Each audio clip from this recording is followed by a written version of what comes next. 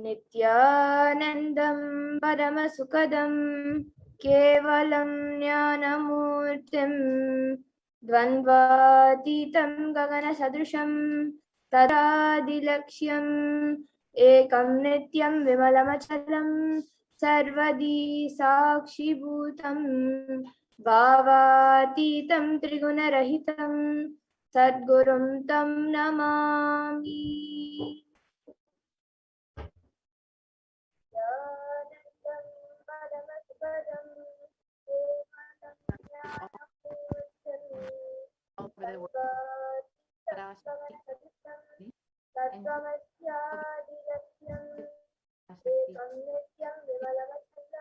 To the supreme concept.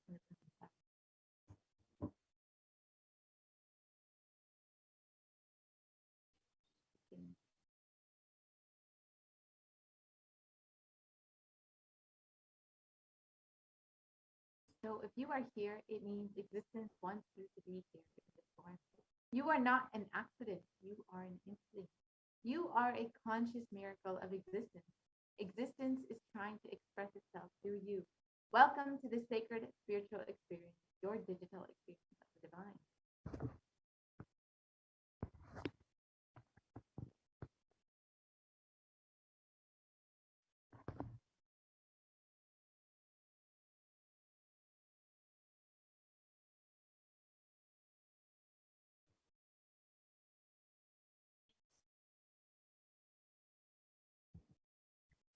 So this may be what you think as your first time in the presence of a divine cosmic being, but this is not the first time this energy has graced planet Earth. So if you are watching this now, it is not a coincidence, but a cosmic intervention in your life to make you manifest what you want.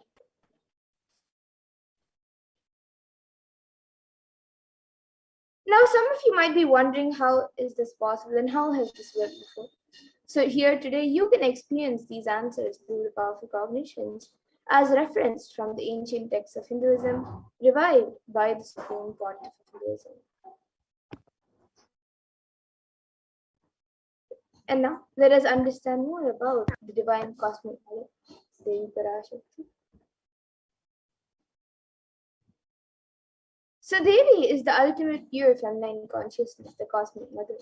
She is the source Shakti, and it is in her cosmic womb, the Brahmandi, from which billions and billions of universes come out and go in, and the source where the Big Bang and black holes go on and on. Parashakti is the main deity of the sacred feminine and divine consort of Bhagavan Paramashiva, who is the primordial divinity of Hinduism.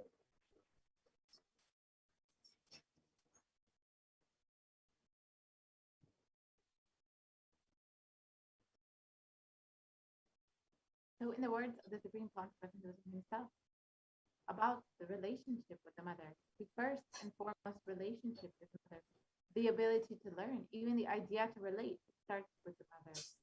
Mother is two important ways to connect with what you think as life. In the Vedic tradition, our rishis were aware your ability to connect with the mother should be directed towards the cosmos. It should inspire, it should awaken your higher consciousness. Connecting with life as mother is the most beautiful, most easiest form to ever connect.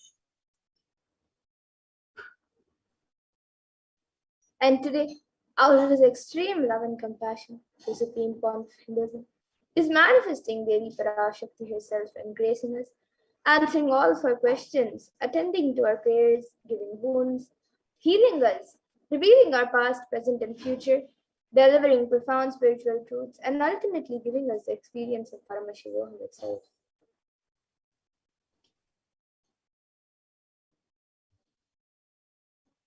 So let us all understand what is the Bhava Samadhi Darshan, the science behind the Bhava Samadhi Darshan. What exactly is the Bhava Samadhi Darshan that all of us are going to witness today? So Sama is oneness, means source. So Samadhi means one with the source. Bhava means attitude or aspect. So Bhava Samadhi means being one with the source through this aspect. And darshan means to have a glimpse of. So in the Vedic tradition, it is used to describe the moment when you come face to face with the cosmos and behold the deity and avatar, a saint or an enlightened being. as just seeing such a being can cleanse the karmas of lifetimes and create a deep lasting transformation in the receiver. And darshan is a powerful superconscious vibration that is present at all times. And he simply radiates darshan just as the sun continuously radiates light. And the auspicious moment when you are able to catch it becomes the moment of darshan for you, raising you to the next level of superconsciousness that is like hitting a reset button on your being. And let us understand the science behind the Bhavasman Darshan. The first thing we need to know is that divine cosmic beings are real. They manifest from Kailasa, the enlightened time space itself, through deities and incarnations. And divine cosmic beings manifest through the Archavataras, the deities in temples, and through the Bhavasman Darshan in Nijavataras, the incarnation. And the Bhavasamadhi Darshan is the science where the Nijavatara manifests Paramashiva, the consciousness. And it is where the formless, the being of Paramashiva, expresses through the Divya Sharira, the light body, and manifests as Nijavatara, the physical form or embodied form, for us, the experience Paramashiva.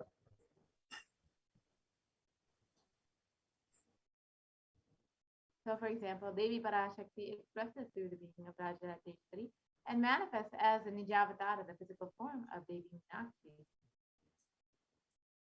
And the Archavatar, the deity, reflects the consciousness and the manifestation of the superconscious energy. But unfortunately, human beings are not mature enough to receive the higher level experiences from the Archavatar directly. And so the avatar, the physical embodied form, comes down to bridge the gap and create an experience in a superconscious experience and give a superconscious experience to all of us. The Bhavasmadhi Darshan awakens your Kundalini Shakti, which is the latent potential energy in every human being. This influx of superconscious energy visibly slows down the aging process, improves immunity to disease, and during the darshan, the whole brain comes alive, turning into a superconductor of conscious energy that heals, empowers, and transforms our lives. And during the Bhavasmadhi Darshan, our neurons mirror that of the avatar. So mirror neurons activate and process all the observed movements or information of the avatar just by seeing. That is, the entire body can silently and without moving receive what is happening elsewhere through a process of direct observation, experiencing the subconscious energy radiated by the avatar.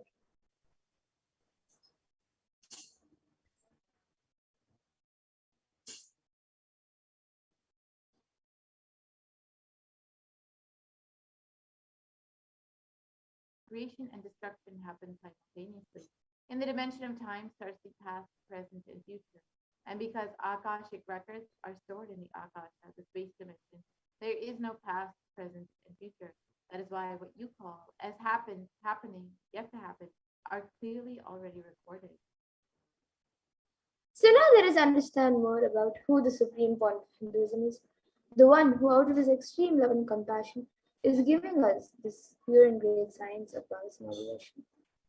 So the supreme point of Hinduism, Jagat Guru Mahasannidhanam, His Divine Holiness Bhagavan Sri Nithyananda Paramashivam, is the reviver of Kailasa, a macrocosmic, ancient, enlightened Hindu civilization nation.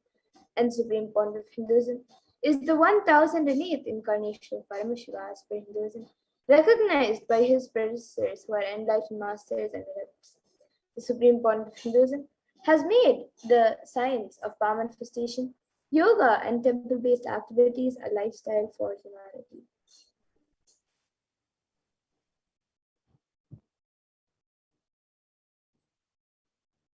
And the Supreme Pontiff of Hinduism is ordained as the 233rd Guru Mahasannidhanam of the Kanchi Kailasa Sarvijnapatam, is the incumbent emperor of the Suryavansh Siddhangi Samarajam, is the present 293rd Jagat Guru Mahasannidhanam of the Kailasa Shamala Pita Sarvijnapatam, and is the present Mahamandaleshwar of the Mahanirvani Akada, the largest apex monastic order.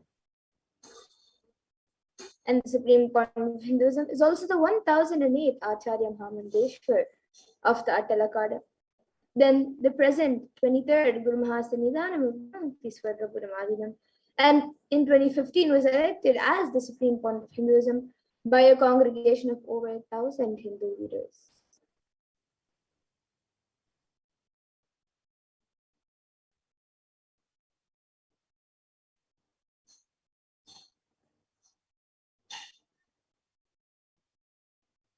and the Supreme Pontiff of Hinduism is revered as a teacher of Hinduism, the most prolific, most viewed, read, and watched, and has authored over 300 books and 10,000 articles in 3 languages, English, Tamil, and Sanskrit, which have been translated into 50 languages with over 1,000 titles. The Supreme Pontiff of Hinduism has over 20 million copies of books and articles sold, read, and downloaded, and has over 10,000 hours of discourses delivered. The Supreme Pontiff of Hinduism has enriched and enriched over 1 billion lives digitally and is respected as the commentator of all sacred scriptures, including the Upanishads, the Bhagavad Gita, the Shiva Sutras, the Brahma Sutras, the Yoga Sutras, the Ashtavakra Gita, Jay Sutras, and more. And the Supreme Pontiff of Hinduism is also honored as a leader of Hinduism. The reviver of over 108 ancient Hindu sampradayas, including the Rudrakanyas and Rudras, Rishis and Rishikas, Bhairavas and Bhairavis and Sannyas, and is the establisher of the largest Hindu university, HDH Nithyananda University in the world, with satellite campuses in 150 countries, and is also the establisher of 1,000 plus Kailasa enlightenment ecosystems, the founder and reviver of over 100 Saivamritas, and the collector of the largest Hindu library with over 1 million books, 1 million Pali scriptures, and over 20 million digital books. And now with that, we will be getting into the next segment of this program where all of us will be seeing a live demonstration of the extraordinary Shaktis. So today the Balasins and the yogis and initiate disciples of Supreme Pontiff Hinduism will be demonstrating and sharing with you the experiences and results of the extraordinary manifestation awakened in us through the Diksha, the initiation by the Supreme Pontiff of Hinduism.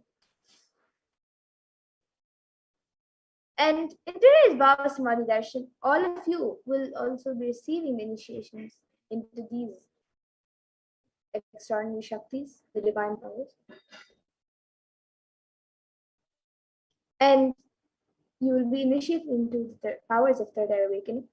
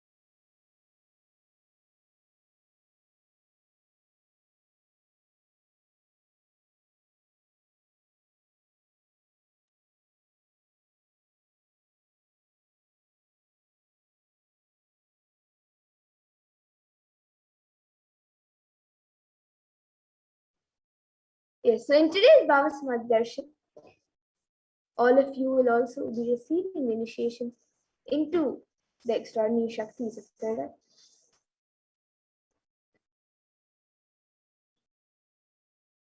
And with the grace and blessings of the Supreme Pontiff of Hinduism, all of you will be manifesting the powers of third eye with the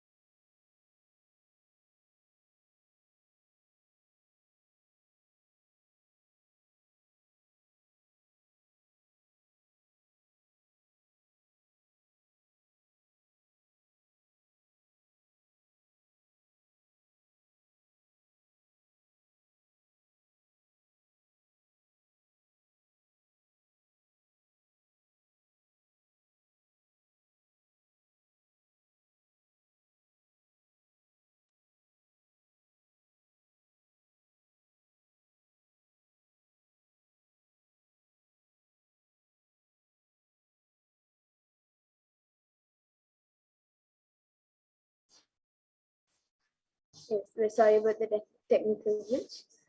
So all of you, with the grace and blessings of Supreme Point of Hinduism, all of you will be manifesting the power of third eye, which is seen with eyes blindfolded, and various other powers of the third eye.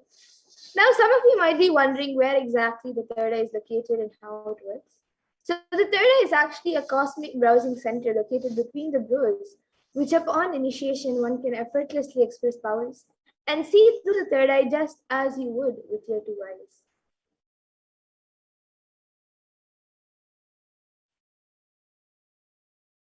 And now let us understand more about what are these Shaktis, what is their source, how they manifest, and what exactly are the Shaktis. So in the Vedas, the source scriptures of Hinduism, Paramashiva reveals in elaborate detail that every human being is hardwired to be able to manifest 463 plus extraordinary Shaktis, the divine powers. Manifesting powers are described by Paramashiva as a system, a method, and a science for human beings to explore the various states of consciousness and to explore the various possibilities and powers and have access to various states of consciousness. And the Shaktis manifest from the fundamental cognition that you are the divine, and you need to manifest the divine, not that you are a man and you need to reach the divine. Now, some of you might be wondering what exactly is the difference between Shaktis and Siddhis, as you might have heard the term Siddhis as a very common term used for any type of external manifestation. You might think they are the same, but they're actually not the same.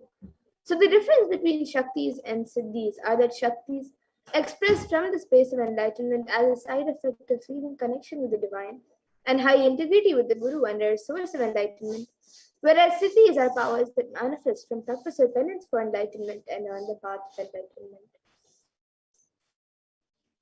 And the Shaktis of Paramashiva manifest through ordinary human beings in an extraordinary way after the initiation by the avatar and are permanent, whereas Siddhis are not permanent and may divert you from enlightenment. And the source of all these Shaktis, Paramashiva, is the primordial divinity in Hinduism, the ultimate reality, and cause which is self-effulgent, Swayam Prakasha, all-pervading, unchanging beyond time, space, form, and causality. And as the fundamental base of Avyakta, the unmanifest, and Vyakta, the manifest existence, he performs the Panchakritya or the five cosmic acts of Shrishti, which is creation, Sthiti, which is sovereign rulership and maintenance, Samhara, which is rejuvenation, Trubhava, which is pulling out of the illusion, and Anugraha, which is liberating grace for all living entities. And now, the supreme point of Hinduism, Jagadguru Mahasannidhanam, His Divine Holiness, Bhagavan Sri Nithyananda Paramashivam, has come down as the 1008th living incarnation and representative of Paramashiva and the reviver of Kailasa, the ancient enlightened Hindu civilization nation and the great cosmic body assimilation. And ever since the beginning of civilization, the Sanatana Hindu Dharma has been a cradle of enlightened beings and highly advanced sciences. And it was where the science of enlightenment was and powers was lived and taught as a lifestyle. And for the first time in modern day, the supreme point of Hinduism is reviving these yogic sciences and transmitting it to the world at a record-breaking pace, which is never accomplished before.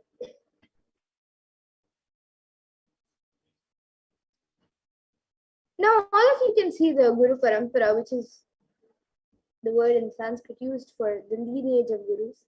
And it is through this continuous lineage of gurus that the knowledge is passed down from one generation to the next through the Diksha. And the supreme point of Hinduism, being recognized as an incarnation at a very young age by the gurus, was trained and taught these sciences to revive the initiations and knowledge repositories for billions to manifest the science of power manifestation from the disciplines of Vedanta, Tantra, Sri Vidya, Yoga and Yogic powers, Mantra Shastra, Siddha Vidya, science of Aushadha, Advaita, Bhakti Yoga, Paramashiva Jnana, Paramashiva Vijnana.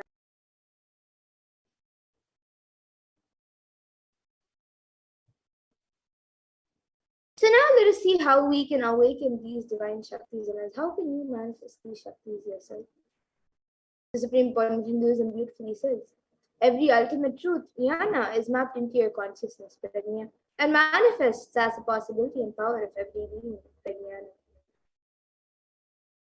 So now let us watch a small video on the science of initiation, how the science of Diksha works.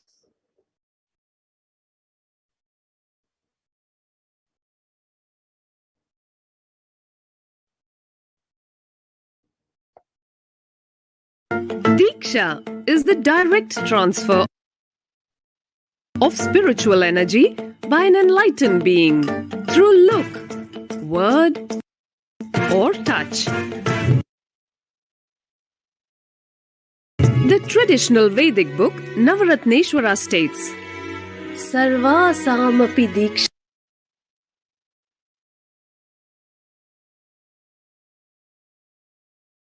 Shanam Muktihi Phalamakhanditam Avirodhat Bhavantyeva Prasangyastu Bhuktayah. The main benefit of all initiations is moksha, enlightenment. As a side effect, health, wealth, leadership, and well-being happen. And in Rudrayamala Tantra, Shiva says, Devi Diksha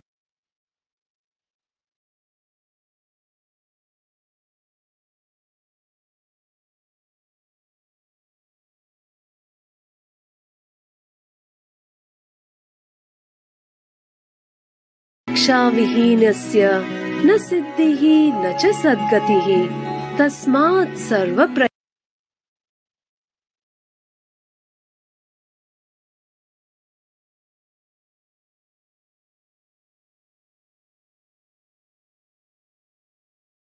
प्रयत्नेन गुरुना दीक्षितो भवेत्.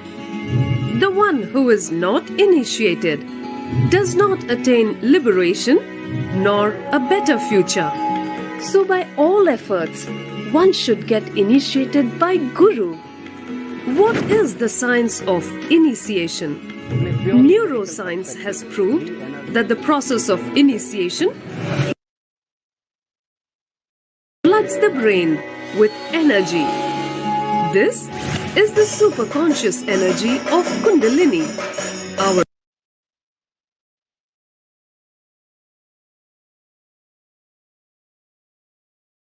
own highest inner potential energy.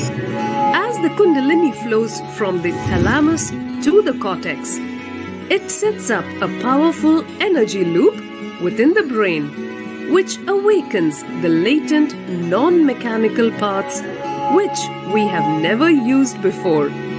With increasing levels of coherence, the whole brain comes alive, turning into a superconductor of conscious energies that heal, empower, transform our lives, bliss and fulfillment.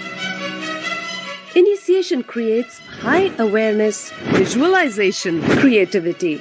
It also slows the aging process and improves the immune system. Kundalini awakening, healing experience, levitation, teleportation, materialization. Experience the power of initiation through a range of exclusive programs conducted at the ashram. Nithyananda Dhyanapitham, Nithyananda Nagar, Birdi, Bengaluru. Contact 97.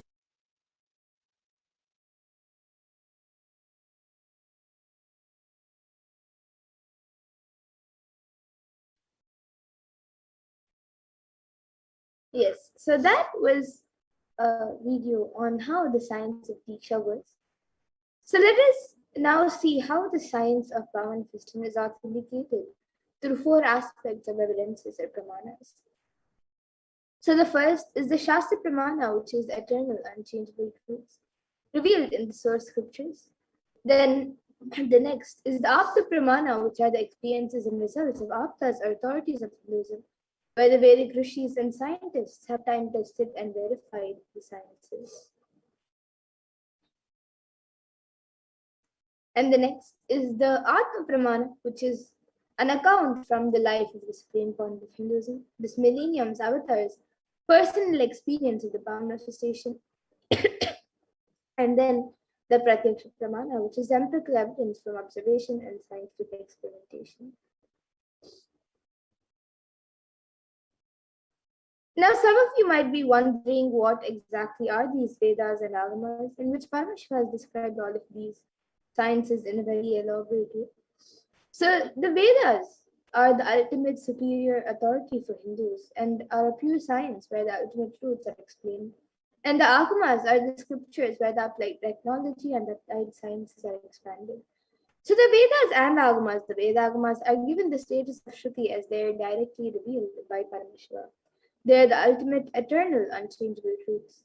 And a reference cited from these Shastras or source scriptures is called the Shastra Pramana. So now, let us all get ready to witness a very unique and very exciting demonstration of the powers of third eye.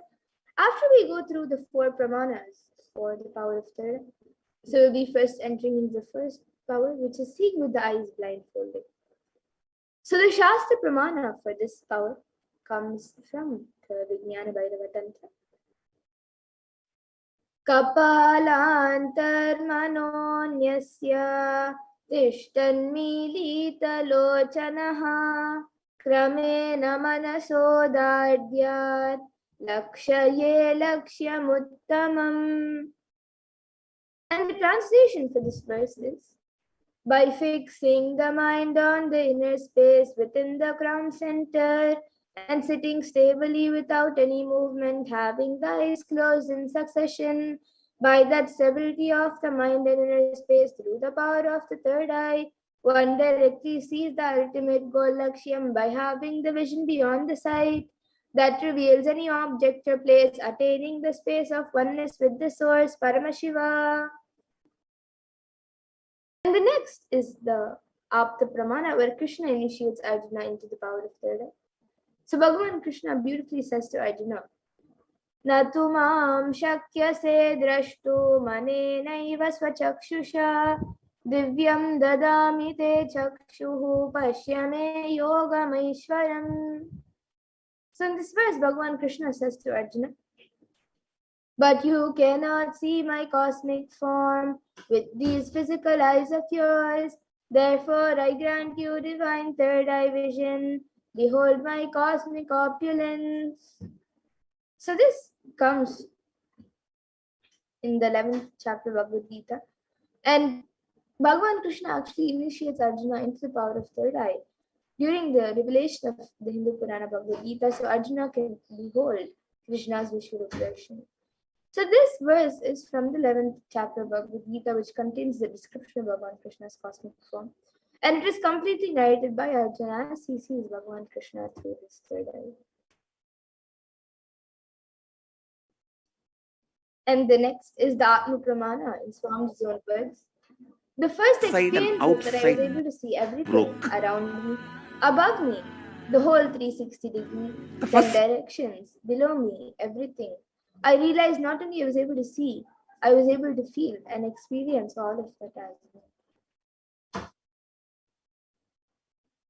And the next is the Pratyaksha Pramana, which is the empirical evidence from observation and scientific experimentation. So here all of you can see that study measures were done on the brain waves of the Supreme Point of Hinduism itself, using a positron emission tomography, a PET scan. And it was measured that when doing daily activities, there is high activity in the brain where the third eye is located. And when in deep Samadhi state, only the third eye region is active and almost 90% of the rest of the brain is at peace.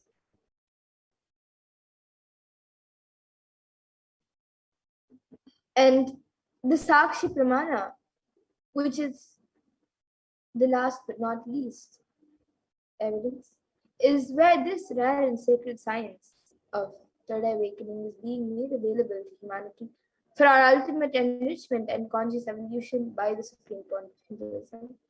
And as a living incarnation of Paramashiva, the Supreme Point of Hinduism embodies the most profound yogic states that surpass all the bounds of time, space, and matter. And he is gifting this pure and great science of third eye awakening, along with many other spiritual sciences, to the world through the science of initiation, Diksha, to millions of people. And everyone who has been initiated into these sciences have actually witnessed and experienced the profound results and extraordinary manifestation in their day-to-day life.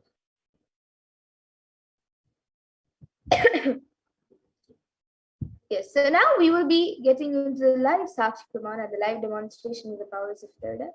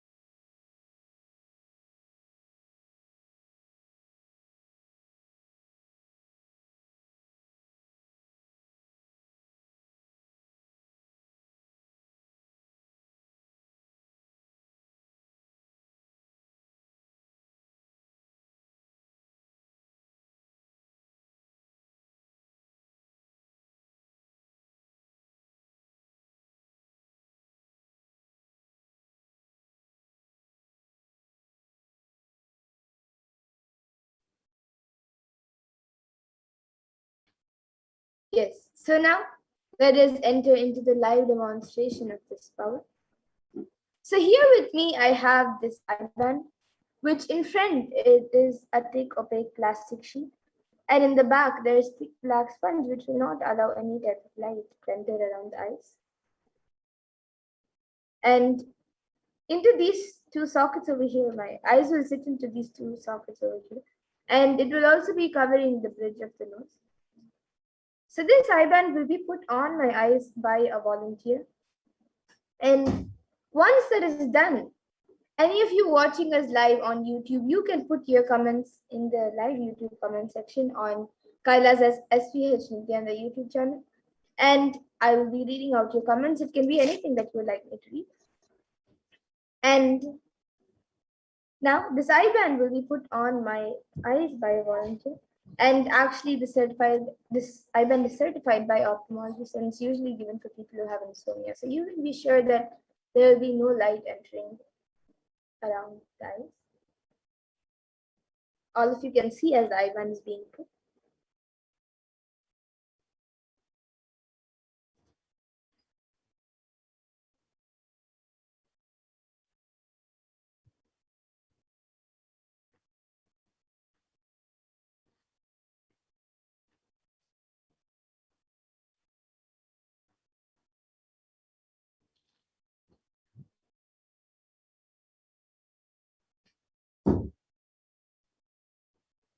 It's a little slanted on the right, it's a little down, and on the left it's up.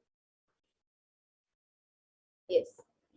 So now the eyeband has been put. I will be turning to my right, left, up, and down. So all of you can see that the eyeband has been put. There's no gaps anywhere. And now the YouTube comment section will be projected in front of me, and we'll also be projecting it for all of you. And once that is done, any of you watching us, once we project the comments, or even before we project the comments, anything, you can post your comments on the YouTube comment section. We already have a few comments. So we have Ma Celine Goelaume, who is put Nityananda, and then Namaskar emoji and 3 heart emojis. And then Ma Shanbagavalli Reddy, who has put Beloved Swamiji, and then she has again put 2,468.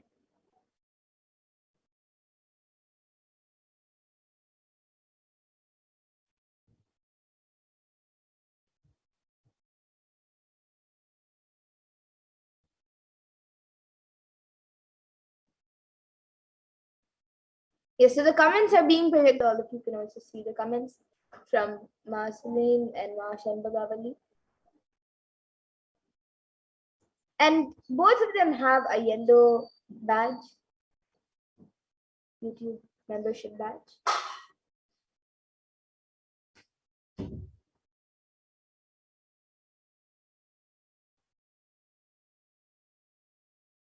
And anyone else also who would like to put in your comments, you can put anything, just like how Mashan Bagavali has put a sequence of numbers or like a number. Even all of you can put numbers, you can put emojis, numbers, letters, words, random sentences. Yes. So now we have a comment from Marceline who has put a star emoji, and the around the star there are also other yellow dots to show the brightness, and then a heart emoji with a yellow ribbon, and then a house, and then upside down smiley emoji, and then signal light, and then two hands like that, and then heart emoji. It has two hearts with a circle connecting it.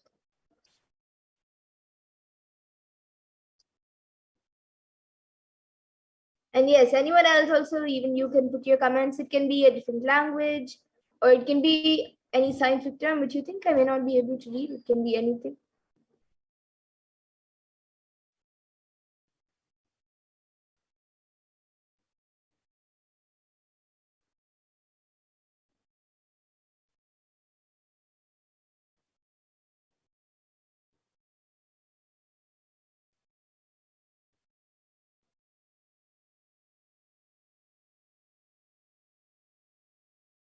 So if you're a doctor, or if you're a scientist, or if in whatever job you're in, it has any special thing about it, even you can put some scientific terms related to that, which you think I may not be able to read. Yes, so now we have a comment from us, Stephanie Dietrich, Spitz with Gerich, mit Horning. Okay, it's a different language. So it's Ma and then a comma and then SPITZWEGERICH is one word, and then MIT, and then HONIG, and then UND, and then PROSPAN, and then SIND, then GUTGEGEN, and then HUSTEN, and then a heart emoji. And Maslanji has put hello, comment, Shava, and a question mark. So that is also in a different language, in Spanish and or German. And the C, it is hello, then comment, and then in the C and A, the C has a dot below. And maybe Ma Stephanie Dietrich, you can get back in the comment section what language it is, and even Ma Siranji, you can get back in the comment section about what language that is. And actually, in the comment that Ma Stephanie Dietrich has put, few words start with the capital letter, few words don't start with the capital letter. So the first word, Ma starts with a capital letter, and then after that, the first word starts with a capital S. Then the next word starts with a lowercase m, and then an uppercase H, and then a lowercase u, and then an uppercase p, and then lowercase s, and then a lowercase g, a lowercase g, and then uppercase H.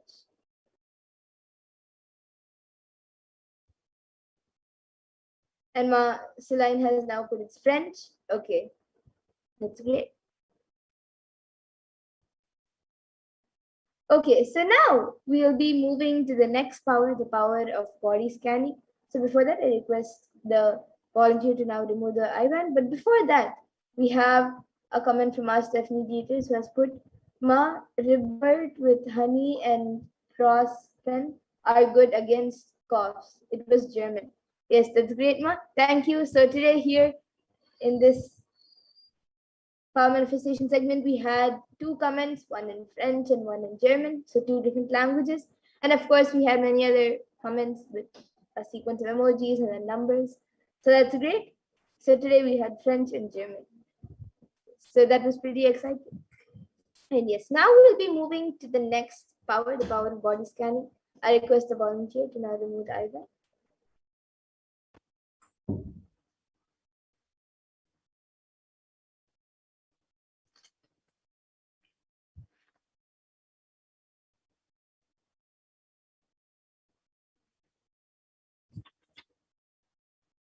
Yes, so all of you can see the IBAN. It's just as it was before. There's nothing removed or added on the eyebrow. And now we will power the power of body scanning. So anyone who would like body scan can put your comments in the YouTube comment section and we will be doing a body scan for you.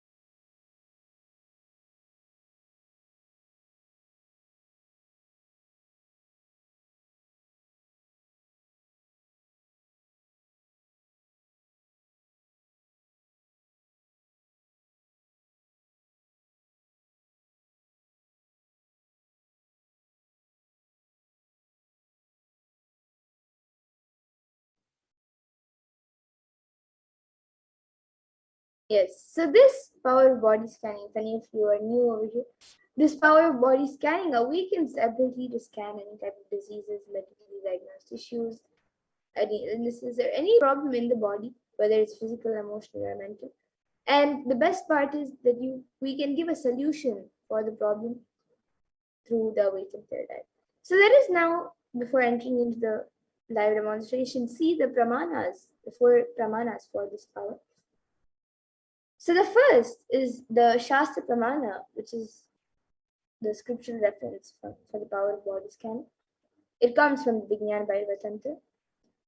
Swadehe jagato vapi sukshma sukshmatarani cha tattvani yani nilayam dhyatvante vyajyate para.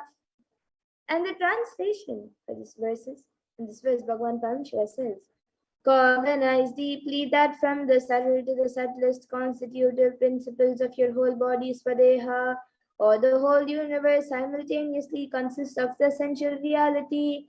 They are being absorbed in their source cause Paramashiva. By the experience of such restful awareness, one becomes complete from all thoughts, and the ultimate universal divine power, Paradevi Adi Shakti, is revealed, and supreme power manifestation happens. And the next is the Apta Praman, which comes from the life of Siddha, whose name is Thereya. So Thereya was a Siddha and one of the prominent disciples of Agastya. And one day a man suffering from severe headache comes to Agastya for healing. And Agastya then uses the power of body scanning and identifies the root cause of the headache. He reveals that there is a small Thereya type of frog sitting in the person's brain. And Agastya immediately instructs Thereya, his disciple, to perform an open head surgery and remove the frog. And once the surgery is completed successfully, the person is healed and cured of the headache. Thus, Thereya gains his name. And the next is the Atma Pramana for this, which was revealed on the 22nd December 2019. So the Supreme Court of Hinduism revealed how he uses the power of body scan. Paraphrasing his words, only when I had a multiple compound hand fracture, I was forced to go for surgery and therefore for medical checkups related to that. At that time, they detected heavy metal quantity in my different organs. It was revealed that I had been poisoned without our knowledge. I immediately used diagnostic methods instead of medical facilities to study the body condition due to the body's name. Through body scanning, I found out what the problems, imbalances had happened and where balances had to be done. I used allopathy as a second opinion to verify my findings. And here you can all see the Sakshi Pramana. So here are a few sharings from just few of the thousands of disciples who have successfully manifested the power of body scanning. And now all seeing a live demonstration of the power of body scanning. And you will also be able to experience and manifest this power once you are initiated. So now we will be seeing the live demonstration of this power. And if any of you would like body scan, you can put your comments in the YouTube comment section. So we already have quite a few comments. Yes, so we have a comment from our Shanbhagavali Reddy who has put, please do healing for Suresh Mahado, who is totally depressed, tired and boiling water was thrown on his face today. He was traumatized and not well at all. Got permission of please body scan. Yes, ma, now I'll be doing the body scanning for Suresh Iyer.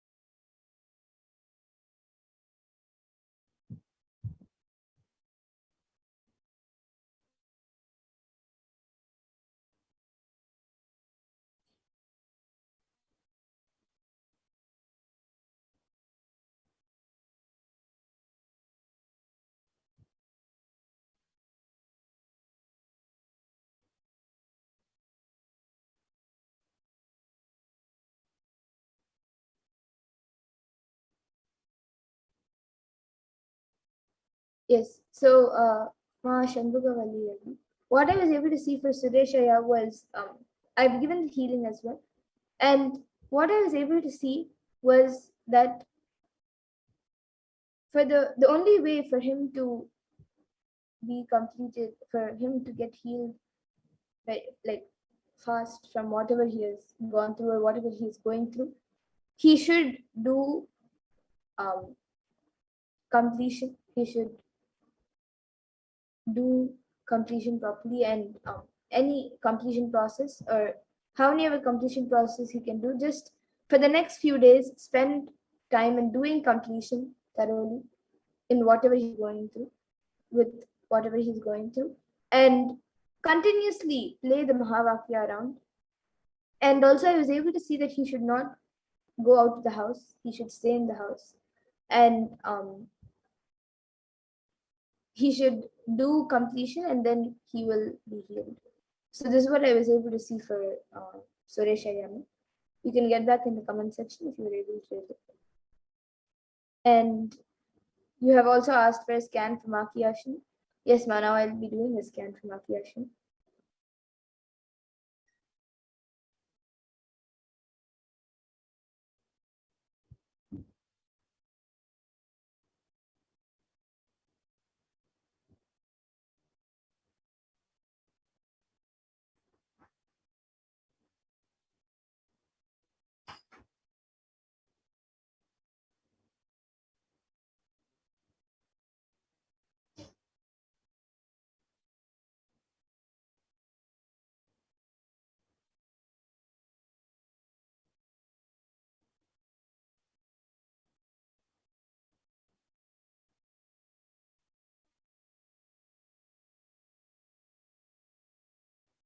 Yes, so Ma Shanbhagavali, what I was able to see for Ma Kiyashin was that right now she is quite healthy, but I was able to see that in her diet she should she should reduce her intake of like things that have citric acid, like lemon, orange, and even curd she should reduce. So like acidic fruits and items she should reduce on that. She should have little bit, but not so much. So this was what I was able to see for her to have a more healthy body. And this is for Maki Ashni. And actually, one more thing that I was able to see for Suresh Iyer was that even as he does the completion, he this will also be a part of the completion. But as he does the completion, he should start creating a positive environment around him, a positive energy around him, and that will help also in healing the outside whatever is happening outside, whether it's good or bad, it will always be what he will manifest it the way he wants when he manifests that kind of energy. So inside he has to manifest that kind of energy the way he wants, and that will be reflected outside. So that will happen as he does the completion. So for the next at least 1 week, he should spend some time in doing completion and making a positive energy field around him, and that will help in getting healed. And always play the Mahavakya around, so that will also help him in getting healed. And yes, you have also Marceline has asked for a body scanning for jealousy and your throat. Yes, Manav, I'll be doing the scan for you.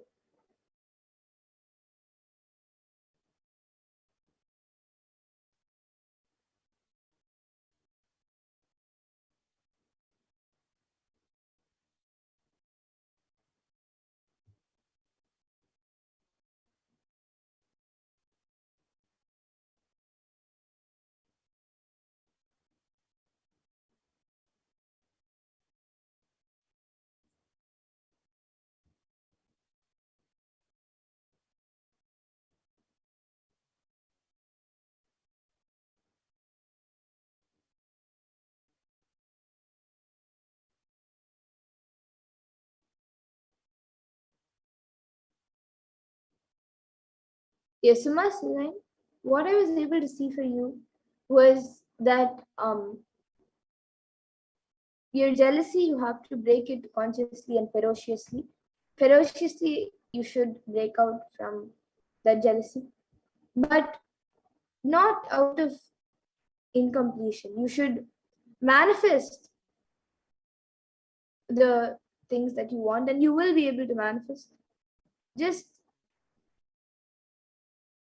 have the cognition that whatever you want to manifest in your life will manifest, and ferociously break the space of jealousy, and that will get healed. And for your throat, I was able to see that you should start drinking hot water with tulsi leaves and mint leaves. So you can boil mint and tulsi leaves along with water and drink that water, and that will help in healing your throat now. So this is what I was able to see.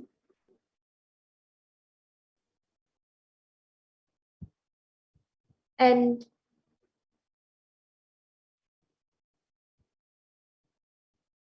yes, Marceline, thank you for your contribution to Kailasa. And Ma Shanbhagavalli Reddy has also asked why Suresh Iyer should not go to the house. I was able to see that he should not go to the house, Ma. And especially during this time of the pandemic, he should not go out. Unless it is really emergency or it is really needed, he should not step out, at least for the next 1 week until he has done completion. As much as possible, he should not go out. This is what was revealed in the third eye. And yes, Ma Shanbhagavalli Reddy has also asked for a scan for yourself. You have asked for a scan for yourself and healing, and your head feels full and also problems. Yes, Ma, now I'll be doing a scan for you, and I will also be doing a scan for Paramaraya.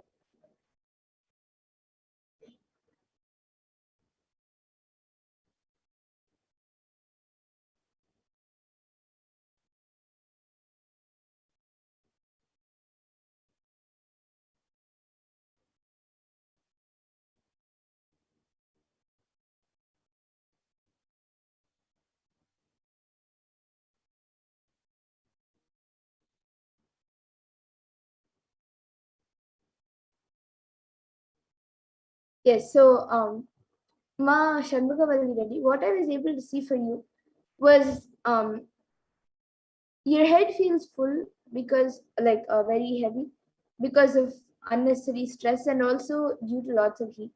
So I was able to see that if you have Aushadha, any Aushadha that Swamiji has given, if you have that, then apply that on your temples, mix it with little coconut oil and apply it on your temples. If you don't have, then in the next darshan, you can keep a bowl of turmeric in front of the screen, and you can mix the turmeric with little coconut oil every day and just apply a little bit on both your temples, and that will help in healing your headache. And for your ulcers, I was able to see that it will get healed in the next 2 days, but you should not have cold items. Have more. It should not be too hot or too cold. It should be like a normal room temperature uh, food. So whether it's food or water, make sure it's like room temperature, not too hot or too cold for the next few days, and that will help in healing the ulcer problems. This is what I was able to see for Yuma. And for Perumaraya, what I was able to see was that right now he is actually quite healthy. He is just there. He is often getting some body aches. For that, I was able to see that he just has to do yoga every day, little bit for half an hour, and 10 minutes of pranayama. He can do the Trinity Kumbuka or Aloma Viloma, Anuloma Viloma. He can do anything, and like just 10 minutes of pranayama and half an hour of yoga, that will help in him having a very healthy body. So yes, and Ma Shanbagavalli has also come back saying thank you, and Ma Line has also come back saying thank you. Yes. So with that, we now come to the conclusion of this segment, this power manifestation segment. I thank all of you who have joined us today for the power manifestation segment. And we will now be moving to the next segment of this program, where all of us will be learning more about who Devi Parashakti is and how we can receive Devi Parashakti and much more. So we will be learning about the divine feminine consciousness in this next segment.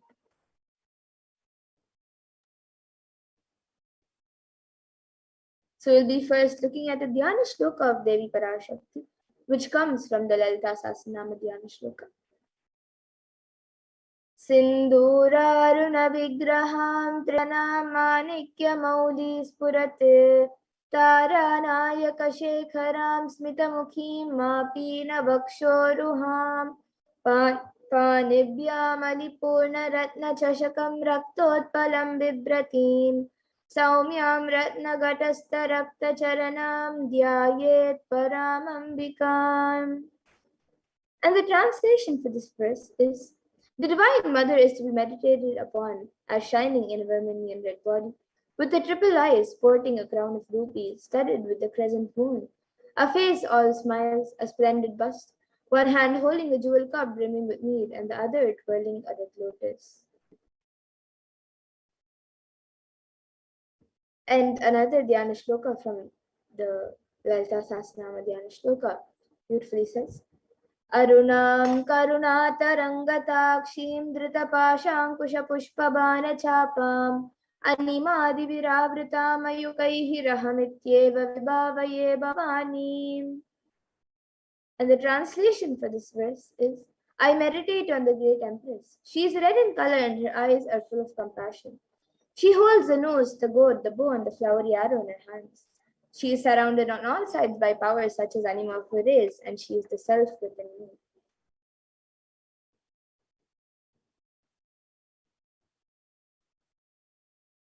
And Devi Parashakti is the ultimate pure feminine consciousness.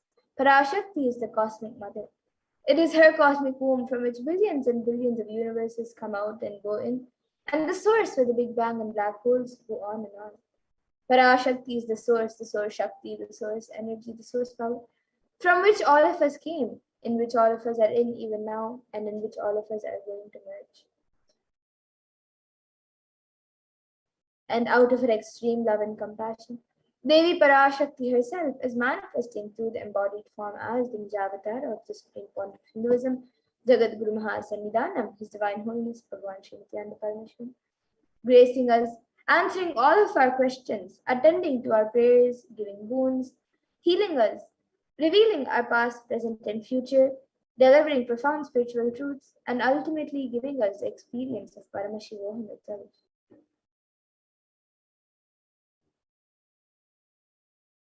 And Devi Parashakti beautifully reveals how she is manifesting as the supreme point of Hinduism, and she introduces herself. She says, raising as Omkara, expressing as Vedas and Agamas, blossomed as Srimkara, filled as Parashorasi, living in 40 triangles, the Kailasha Swami who is in Kailasha, Sri Purichintamani, Parashorasi, sitting as part of Paramashiva, Parameshwari, who rules the world, Paramashakti, Manonmani, Meenakshi, as Nithyananda I took Nijavatara here, to give good boons to everyone, to bestow all goodness, Hiranya Garbhaswarupini, Brahmanda Yoni, Shami, Chandramauli, Rapala, Aparna, Uma, Parvati, Savitri, Navayovana, Samrajya Lakshmi, Parameshwari, Parashodasi, Meenakshi, taking the form of Nityananda, I came here as Nijavatara. With great compassion I am blessing. Listen, people, to do good to all of you, I took the form of Nityananda and came down as Nijavatara.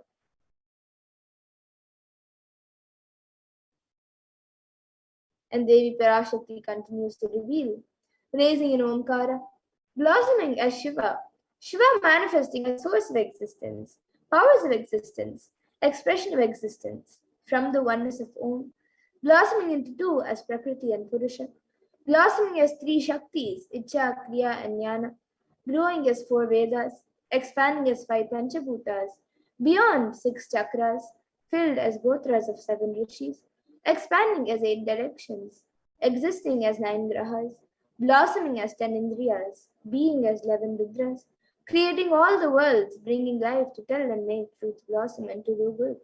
Parashodasi, Meenakshi, in the form of Nityananda, I came to bless every one of you. And now let us see how we can receive Devi Parashakti. So literally we're seeing Paramashiva and Parashakti at that moment. She is there on your screen, so you can receive her in a very traditional way. You can keep 2 wheat leaves, 1 betel nut, 1 banana, and a coin in front of the screen as you watch Devi Parashakti. Now, some of you might be wondering what exactly a coin is considered as or what it is. So, in the Hindu tradition, a coin is actually considered the traditional dakshina. It is given in temples as an offering to deities, or it is given when you meet somebody for the first time, or house for anything, or for the first time, or even when they just come to your homes. Usually, an entire set of tambulam is given, which consists of a betel leaf, betel nut, banana, coins, and a few more items.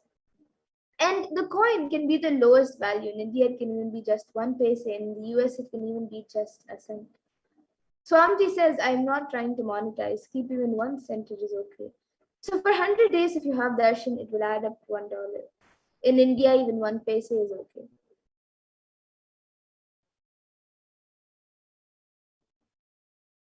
And you can offer that to Devi Parashakti. And once the darshan is over, you can do namaskar and eat the banana, the beet leaf, and the betel nut, taking it as prasadam immediately. And the coins that you collect, you can send it to the Los Angeles temple for the further procedures. And this actually, the betel leaf and betel nut may look too small, but in a few days, you will see how much it adds to your sentiment that really Devi Parashakti is there. You will not take the Devi darshans for granted. Rituals will break your monotonous unconscious mentality and lifestyle and remind you and raise you to the powerful cognitions. It will break your unconscious behavior. And now here you can all see how you can set up your tambulam. So you can arrange the 2 beet leaves, the betel nut, the banana, and the coins on a plate and keep it in front of the screen as you watch Devi Parashakti. You can also keep a few additional items such as a few fresh flowers, some glass bangles, some kumkum, and turmeric, and a coconut. But the 4 basic items is a betel leaf, betel nut, the banana, and the coin. So you can arrange all the items in a plate, keep it in front of the screen as you watch Devi Parashakti. So the next time when you are setting up and getting ready for the darshan, you can arrange your own set of tambulam to receive Devi Parashakti in a very traditional way and receive her grace and blessings. And with that, we now come to a conclusion of this segment where we have learned who is Devi Parashakti and how we can receive Devi Parashakti in a very traditional way. And we will now be moving to the next segment of this program where all of us will be learning what Devi Parashakti has revealed in the Akashic readings for all of us on all the various problems that the world is going through today due to the pandemic, and what is the cause and solutions for all of these problems, and how important it is for us to follow what Devi Parashakti has revealed. So now in the next segment, we will be learning what Devi Parashakti has revealed in the Akashic readings. So let us first look at the compassion of the avatar.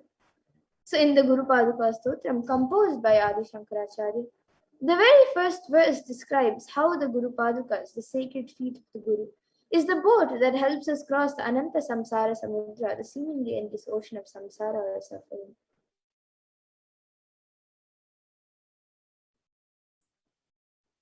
And the first verse of the Guru Paduka Stotram says, Ananta Samsara Samudratara Naukayitabhyam Guru Bhaktidabhyam Vairagya Samrajya Dapujanabhyam Namo Namaha Shri Guru Padukabhyam.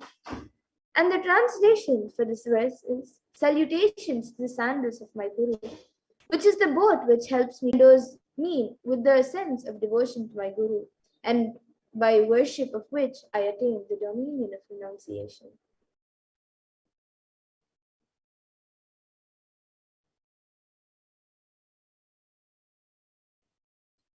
So many of us feel stuck in the same storming and raging ocean, being unable to navigate ourselves and lost in the overwhelming vastness of the suffering that surrounds us during the pralaya, the great deluge, and our loved ones are dying due to the pandemic. Our homes are being destroyed due to natural disasters, and social institutions are crumbling, and the whole of humanity is in a desperate and dire need of hope.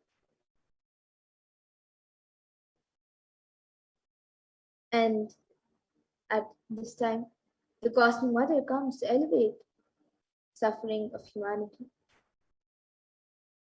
And it is at this time that the supreme point of Hinduism, Jagat Guru Mahasannidhan, His Divine Holiness, Bhagavan Sri Nithyananda Paramashivam, has come down as the incarnation of the cosmic superconsciousness. Out of his love and compassion, having taken the spiritual responsibility for the superconscious breakthrough of the whole of humanity, is manifesting Devi Parashakti, the cosmic mother, and guiding and healing the whole world as literally the boat that sails us through the Pralaya, the cosmic deluge.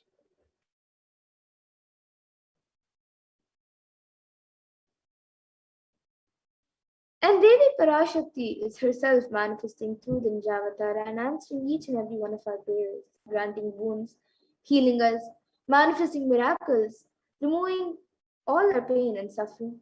And Devi has not just attended to us individually, but also to humanity at large.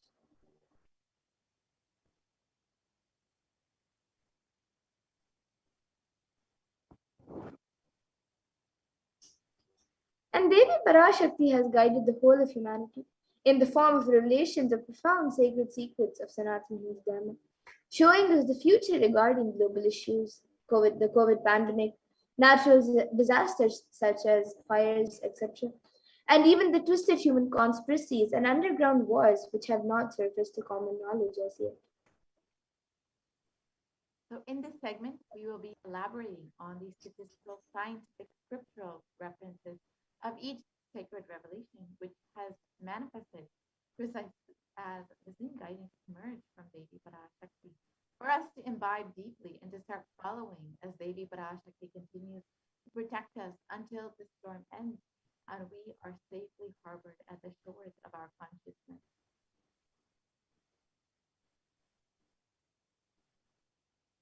So let us now look at what Devi Parashakti has revealed in the Akashic readings on the 8 methods to ourselves from the coronavirus, from COVID-19, revealed on the 30th of April 2021.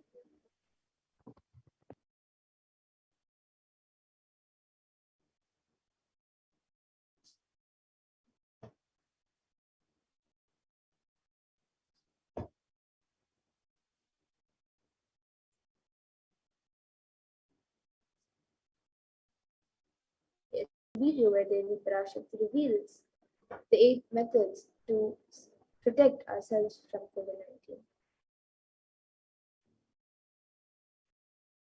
Parashodasi Meenakshi, Parameshwari Meenakshi, Parashakti Meenakshi, இங்கு எழுந்து அருளினோம் எல்லோர்க்கும் ஞானமும் தன்மையும் தந்திட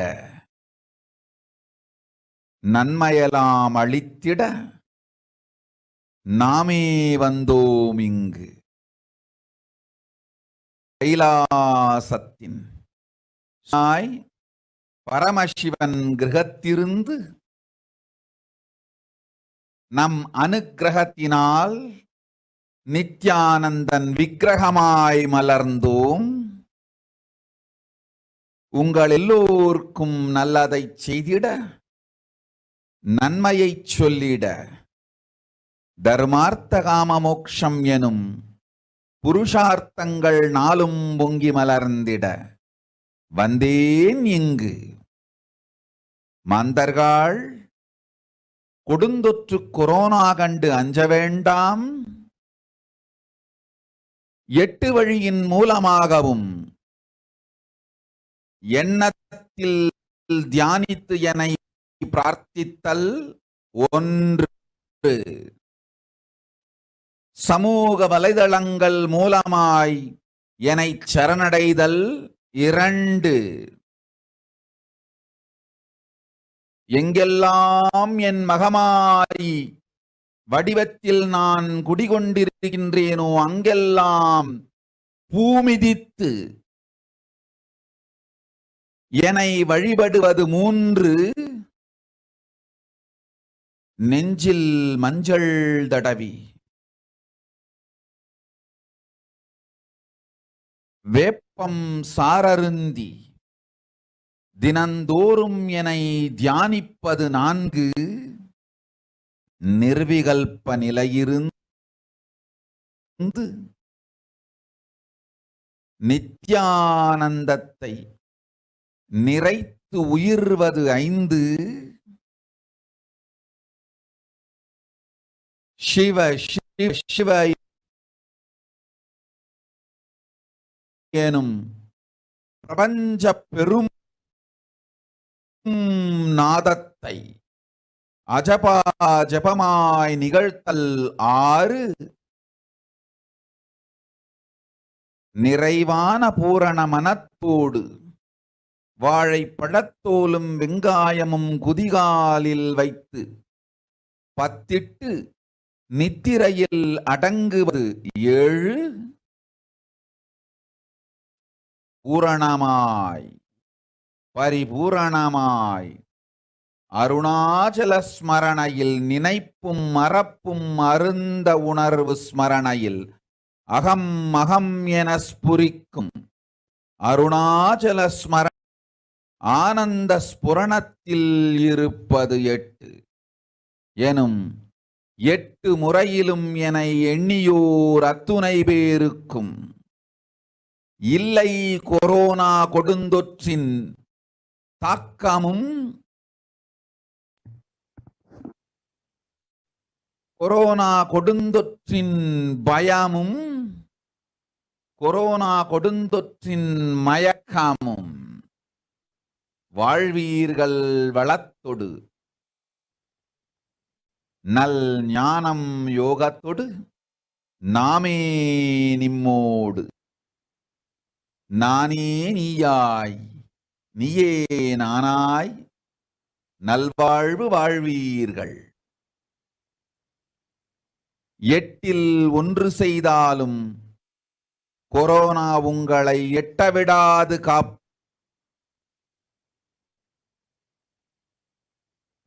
Let us look at Devi Parashakti's revelations mapped into English.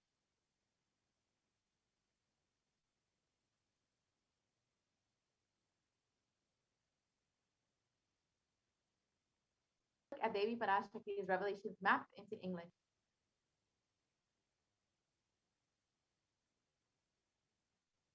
Oh, humans, don't be scared of the deadly infection corona.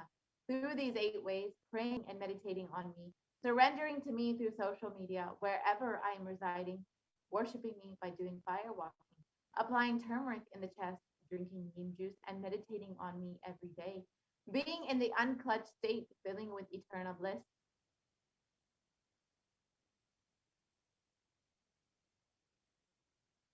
doing the Ajaba Ajaba of the cosmic sound, Shiva, Shiva, Shiva, with complete mind, applying banana peel and onion in the heels and going to sleep, and being in the state beyond any remembrance or forgetting in the Arunachala Spurana that blossoms as aham, aham, in the state of Ananda Spurana. Everyone who thinks on me through these 8 ways, they will not have effects of corona. They don't have fear and delusion of corona. You will live with prosperity, with wisdom and fortune. Me with you as me as you. You will live good life, even if you do one of these 8 ways. I will protect you. Corona will not reach you. Don't have fear, O people. Be blissful.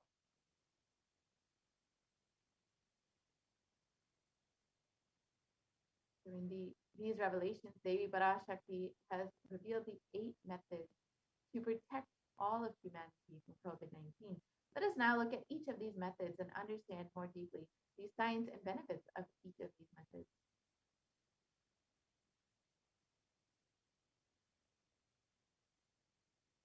So the first method is praying and meditating on Devi Parashakti. And modern science has extensively studied the benefits of meditation. Healthline has just published 12 of these benefits, which includes reducing stress, controlling anxiety, promoting emotional health, enhancing self-awareness, lengthening the attention span, reducing age-related memory loss. It can generate kindness. It may help fight addiction. It improves sleep. It helps control pain. It can decrease the blood pressure, and it is easily accessible anywhere.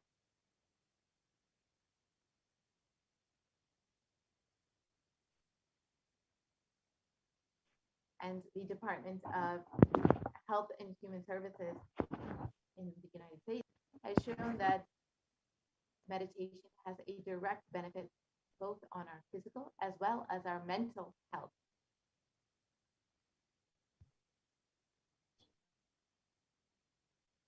And another study published was a study done by Cambridge University Press, and it reiterates the necessity of meditation during times of crisis such as COVID-19. So here you can see the study done by the Cambridge University Press.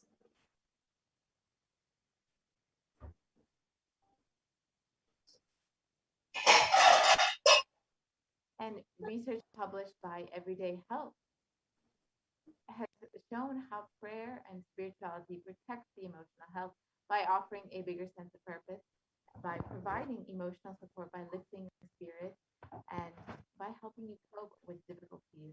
And a report published in Health Psychology in September of 2015 found that and research on people with congestive heart failure for 5 years, they found that those who reported feeling spiritual peace and also who made small lifestyle changes were significantly more likely to live longer than their peers.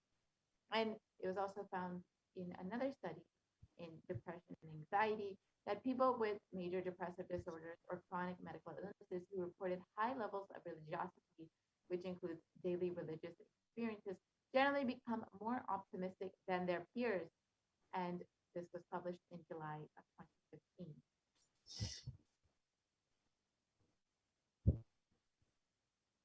So now let us watch a video where the avatar himself demonstrates how meditation directly impacts our minds and our brains.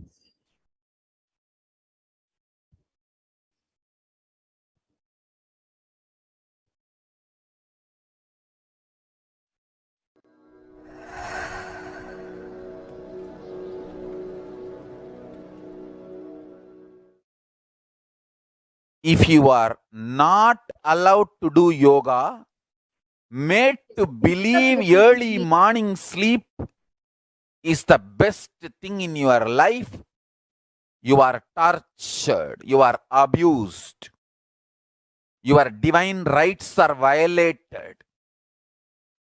If you are constantly inspired to do yoga early morning, Brahma Muhurta time, and everyday puja, sit that 30-40 minutes and melt down by feeling connection. Understand? Nothing can be compared to prayer to bust your stress.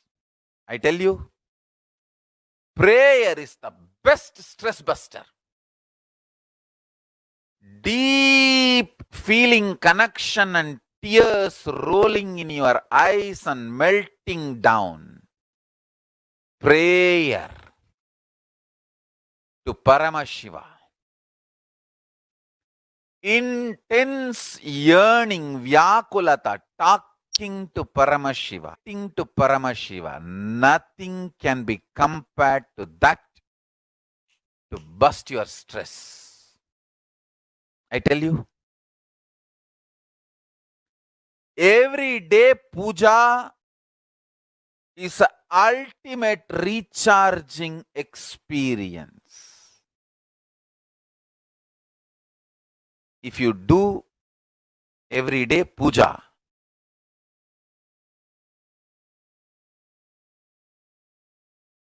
the kind of the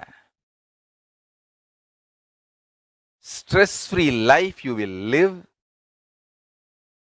your whole biological clock will be aligned to Kailasa. I tell you, I have seen the people who have the habit of Nitya Puja live long. Not just long, happy.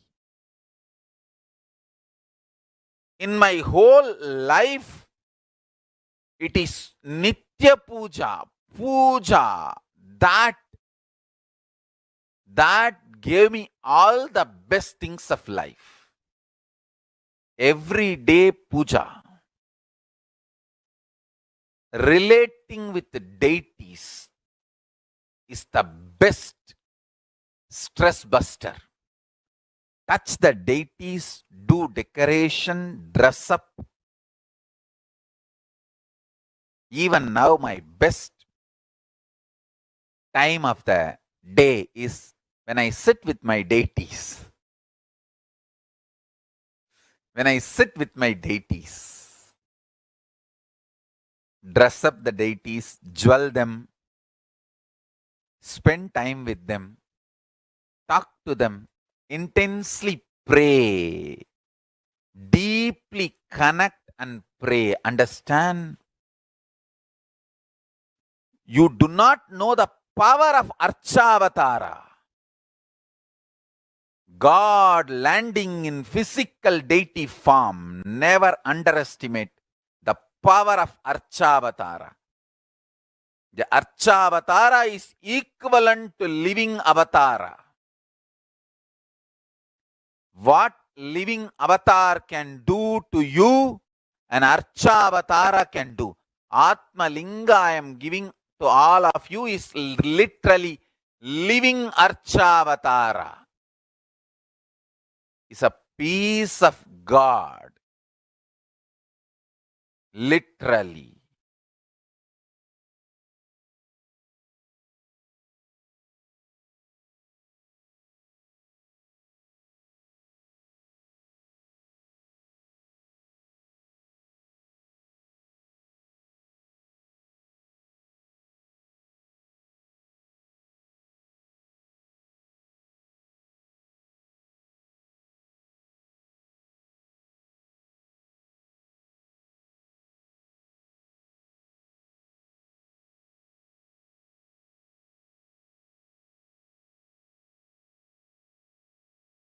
Yes, we can go to the previous slides and see the video now.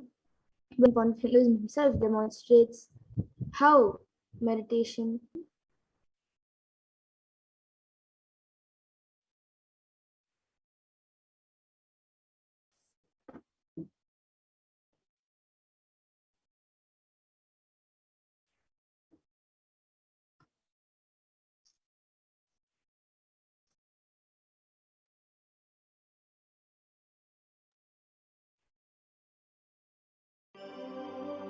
So all of us just saw a video where the Supreme One of Hinduism speaks about the need of prayer and meditation. So now let us watch a video where the Avatar himself directly demonstrates how meditation impacts the brain. Nithyananda participates and encourages scientific researchers to derive evidences for meditation and healing through meditation. Dr. R. Murli Krishna, President COO, Integris Hall Jr., Center for Mind, Body and Spirit, Oklahoma in US, and his team invited Nithyananda to derive scientific evidences for meditation and the state of his enlightenment. When Swamiji came, I have requested him to do one thing. Would you be willing to undergo some scientific investigation of the meditation process? He very cheerfully agreed without one complaint. He went for 3 repeat sessions for PET scanning and 3 repeat sessions for quantitative EEG sessions. And these are really not very easy tests to go through. It requires a lot of patience and a lot of willingness to do that. So we did that. Because if a meditation process is doing something to your brain, we should be able to detect that. Scientific findings are verifiable. They're replicable. You can replicate them, duplicate them. So Swamiji went through those sessions and we found some interesting findings. In PET scan, they inject a radioactive dye which goes and sits in parts of the brain that are active. In the normal, non-meditative state, the brain is very active. And when we are seeing someone, the rear end of the brain, the visual cortex, is very active, as shown in the diagram. Usually the brain is so active, there are 100 billion brain cells there. But what meditation does is something very interesting. It shows the frontal lobes getting more active. The frontal lobe is where you have judgment, wisdom, reasoning. Here are some of the brain scans I'm going to share with you. This is alert, non-meditative state. The second one is 30 minutes into this one. 30 minutes meditation. Look at the frontal lobes, how they light up. They light it up big time. 60 minutes of deep meditation, and here is a meditation where it lights up significantly right here. Right? Probably 1.5 inches, 2 inches deeper.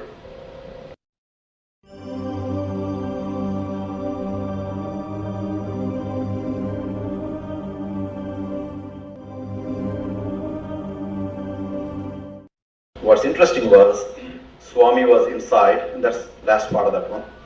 See that light right here? So what's interesting was, I've never seen that before in my life. So the other parts I've seen may not be to the extent that Swamiji showed, but this is something interesting. There is something called dopamine, which is a chemical our brain is involved in. Dopamine is produced mostly in this area. And when you have any pleasurable feeling in your body, it is mediated through dopamine. It's a neuroreceptor. It's a chemical that transmits messages of pleasure. It basically evokes pleasure chemical. You eat the same thing is with visual pleasures you have. Beautiful people, beautiful sceneries, nature, whatever gives you pleasure. It's mediated through dopamine. Everything that human beings experience involves dopamine. But what's interesting is that you and I have the potential to create our own dopamine in a big way. So I named it, for lack of a word in the past, the D spot, which is the dopamine spot. If you can discover your D spot, you got it made in life. The D really stands for divine spot. The D also stands for delight, and the dopamine spot. What's also interesting is that he could, at will, go in and out of those states. Those are some of the findings I want to share with you. There's so much more talk about physiology of mind and brain and the body. It's a fascinating field that this is something that all human beings can relate to, can apply in our own lives. Not only a sophisticated knowledge, but these things have application in daily life for all of us. Nithyananda's system of free healing, known as Nithya Spiritual Healing, has been baffling the medical world, curing diseases from migraine to cancer. Qualified people are also initiated to become healers. The complete report of the research conducted on Nithyananda's neurological system can be found in the book Mystic Phenomena, Scientific Data.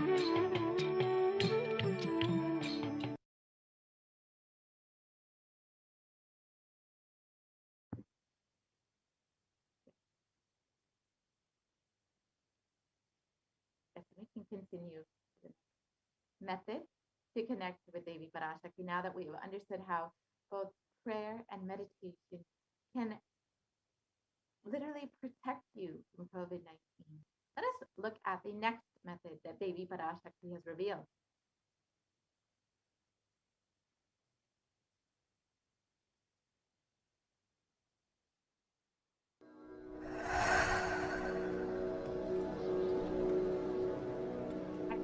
The Devi Parashakti has revealed for protecting humanity from COVID-19.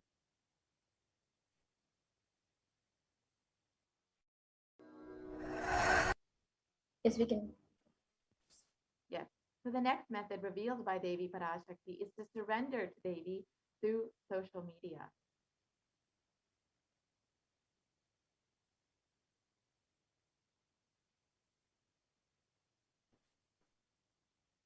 So during the Akashic readings, Devi Parashakti gives us the opportunity to connect with her through various social media platforms and attends individually to our prayers and showers us with blessings and boons. So let us now see how we can connect to Devi Parashakti through social media. So the first way to connect with Devi is through YouTube. So you can go ahead and join as a member of Kailasa's HDH Nithyananda YouTube channel. And once you have become a member of the channel, you can ask your question in the live YouTube video in the comment section of the live video. So it's a very simple process. Go ahead and go to visit Kailasa's HDH Nithyananda YouTube channel and click the join button right next to the title. And once you've done that, you can ask your questions in the comment section of the live YouTube video.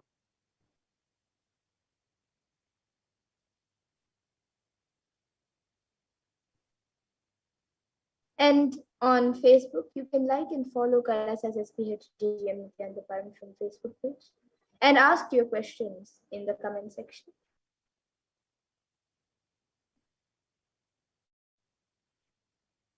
And the next way is to follow @Sri Nithyananda on Twitter.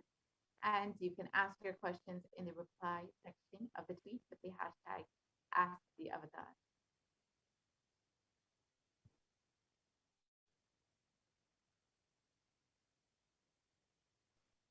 And on Instagram, you can follow Sri Nithyananda and you can ask your questions in the comments.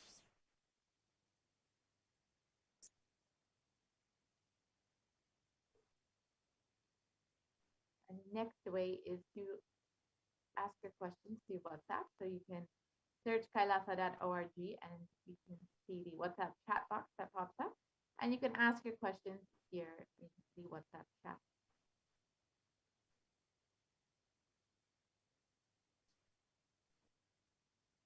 So now let us watch a short clip of Devi Parashakti blessing people. And you can also experience the same when you ask your questions to Devi Parashakti via these 5 social media platforms.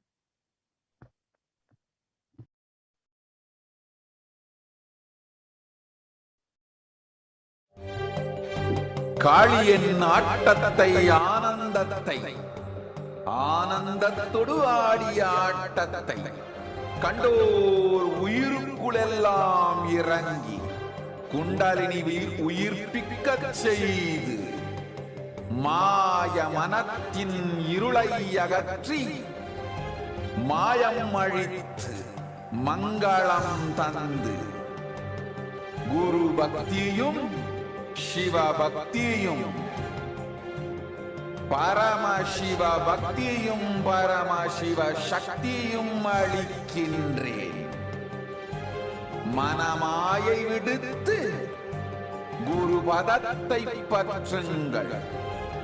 நித்யானந்தமாய் நிஜாவதாரமாய் வந்துதித்த என்னைப் பற்றி வாழ்வில் எலா நலமும் பெற்றிடுங்கள். ஓம் ஓம் ஓம். யாதுமாகி நின்றாய் காளி,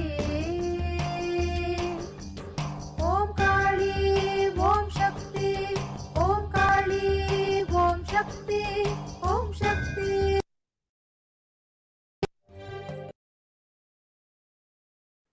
Yes. So now let us look at the third method, where Devi Parashakti says to worship her by doing the fire walking wherever she is residing.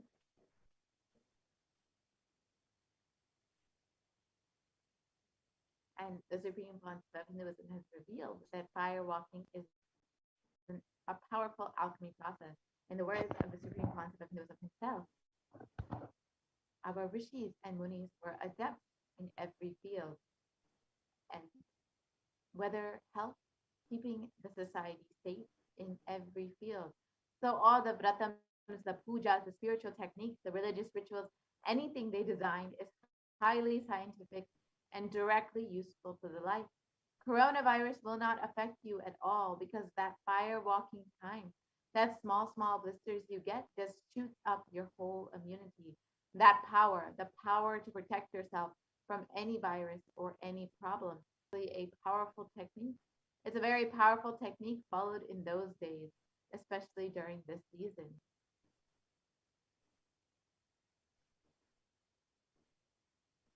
Especially that is done very traditionally and systematically. If you had even small blisters, and even if you did not have any blisters, you are protected already from corona problem. You will not be affected at all. Corona will not work on you. It will not affect you, and don't worry, it is a traditional way of making you immune. Actually, it's a traditional vaccination process. It's 11 feet length, the burning live charcoal on which you're supposed to walk, with the traditional powerful music which activates your limb system, that mukulam, which we call it in the back of the neck. This music will feel like it is hitting the back of your neck, and your whole detox system will be awakened. In that peak altered state of consciousness, you should walk on fire. Not just like that, you will walk. You will first awaken, trigger, and detox the detox system, then walk on the fire, 11 feet parapet.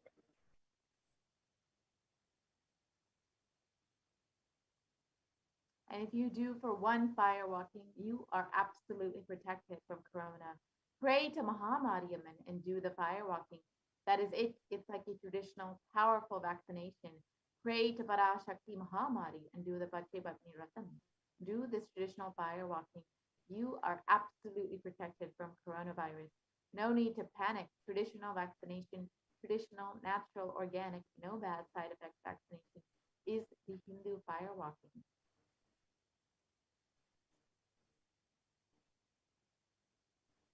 So now let us all watch a video where the Supreme Point of Hinduism reveals the science behind fire walking.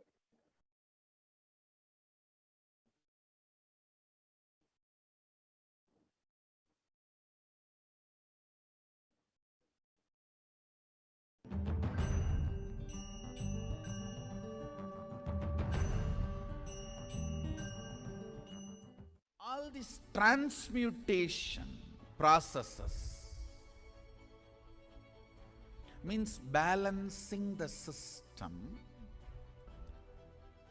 and awakening the whole consciousness to your whole body is what I call transmutation processes. Some parts of your body is insensitive to the existence because of the job it is doing, like a feet.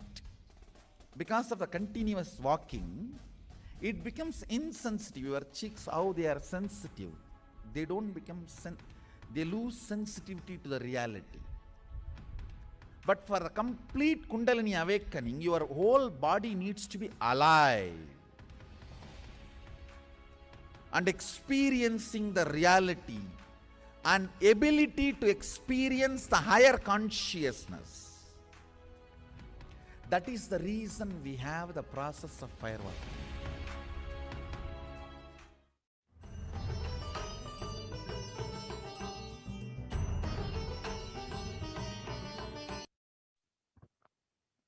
Yes, and now that we've understood the science behind fire walking, let us watch a short clip of the Supreme Pontiff of Hinduism himself doing the fire walking in Tiruvannamalai.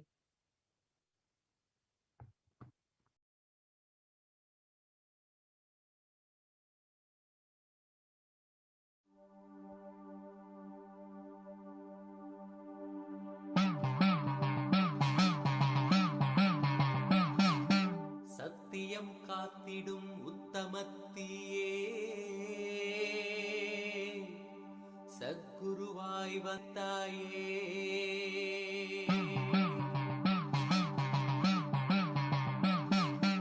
வேதங்கள் வணங்கிடும் ஆதியும் நீயே ஜோதிமலையிலே அவதரித்தாயே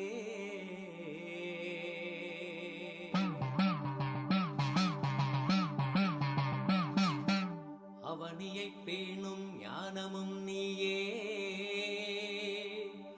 அக்னி வடிவிலே அருள் புரிந்தாயே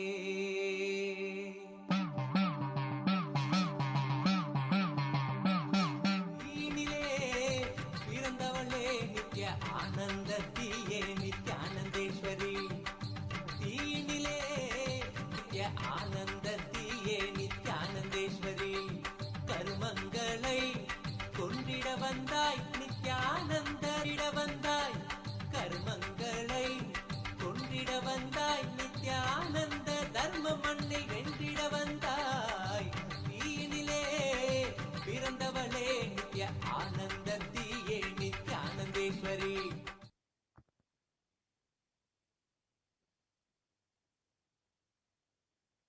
Now that we have seen and understood the science behind firewalking as per Hinduism, let us look at what modern science has to say about firewalking.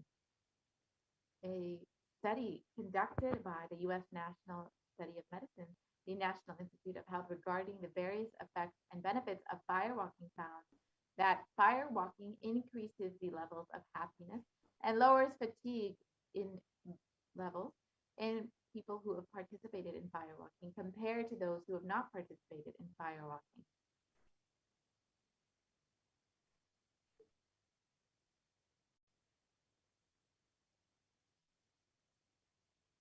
So now let us see the fourth step, which is applying turmeric on your chest, drinking neem juice, and meditating on Devi Parashakti every day.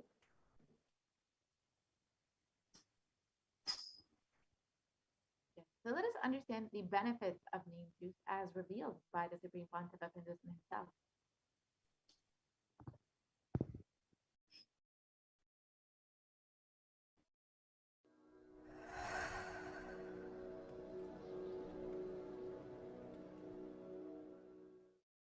Bididi.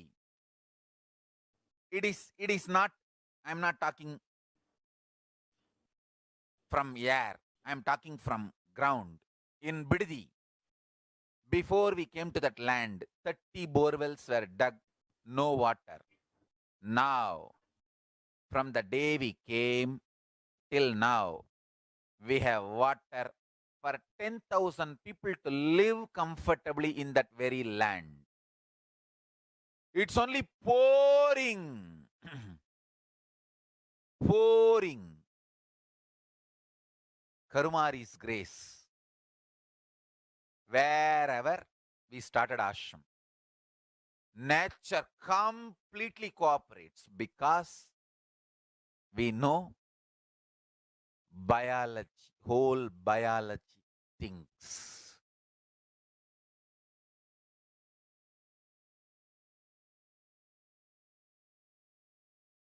If you are having relationships in your life, just start drinking bitter neem juice every morning. The problem will be solved.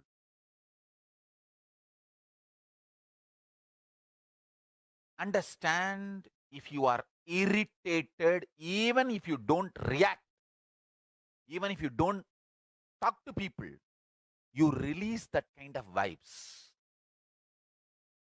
Take Haritaki.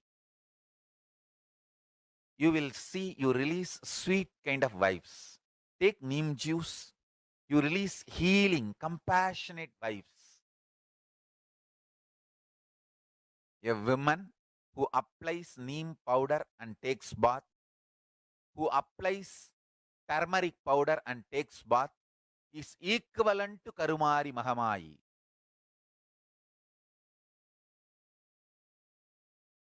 That neem paste and turmeric powder. If a woman takes bath with that, she is equivalent to Mahamayi.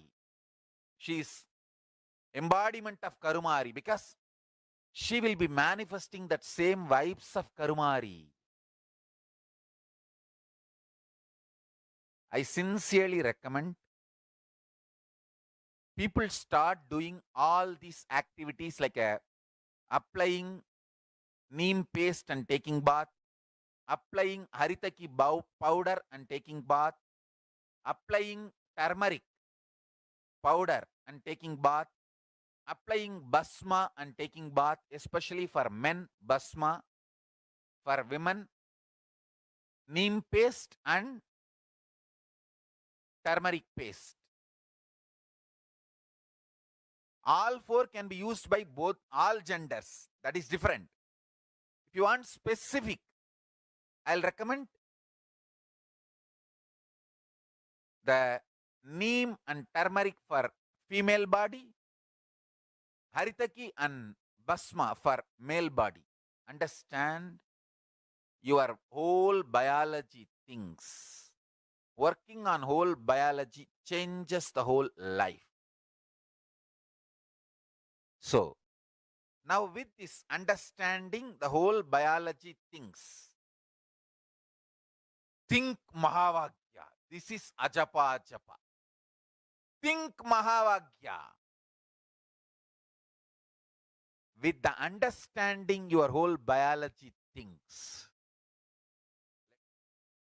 Om Nithyananda Paramashivoham. Blessings to all of you. Start manifesting powers. Now,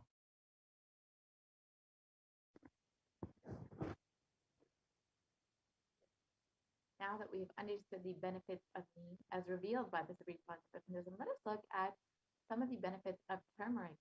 Of course, traditionally, it is very well known as an anti-inflammatory agent, but our recent research the past few decades, according to modern science, has shown that turmeric is a potent immunomodulator agent that can modulate activation of T cells, B cells, macrophages, neutrophils, natural killer cells, and dendritic cells, which are all immune cells. And curcumin can also downregulate the expression of various pro-inflammatory cytokines and chemokines. This was published in the National Center for Biotechnology Information in the US, and this essentially means that turmeric helps boost your immunity. So when you have a stronger immune system, you will be much more likely to be healthy and protected from COVID-19.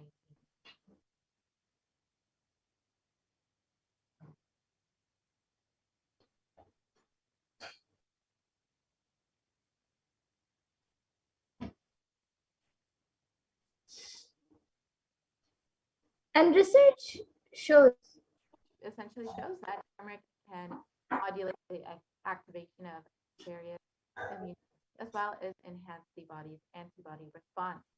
So with a strengthened immune system, you can stay healthy longer and maintain an active lifestyle.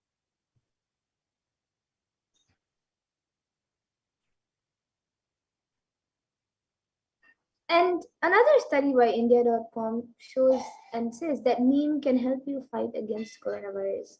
And it says that it is an important part of Ayurveda and neem can be effective in dealing with the novel coronavirus infection.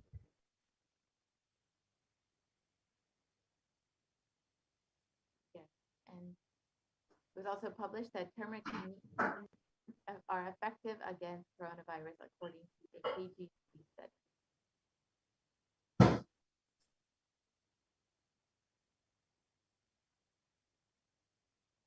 So now let us look at the fifth step, which is with the complete mind applying banana peel and onion on your heels before you go to bed.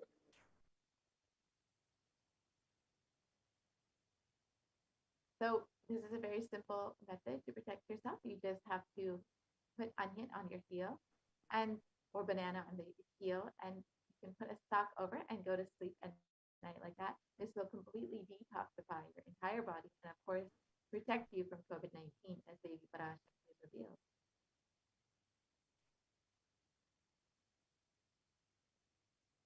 And onion is very well known for its detoxifying effects.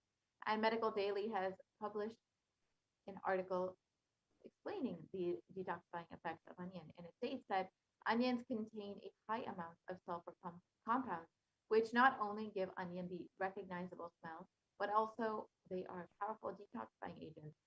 And and with more than 100 sulfur containing compounds, which are what cause the eyes to tear, onion can help prevent and treat ailments from diabetes to heart disease, which is why it's very well known in Ayurveda and traditional Hindu medicines as a for its medicinal properties as a treatment for many ailments and diseases.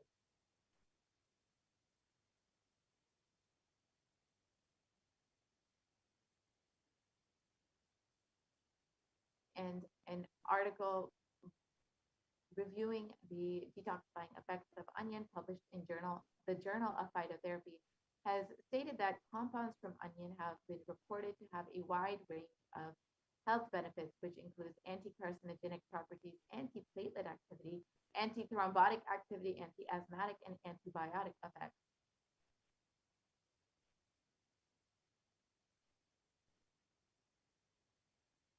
And now let us look at the sixth step, which is being in an unclutched state filled with eternal bliss.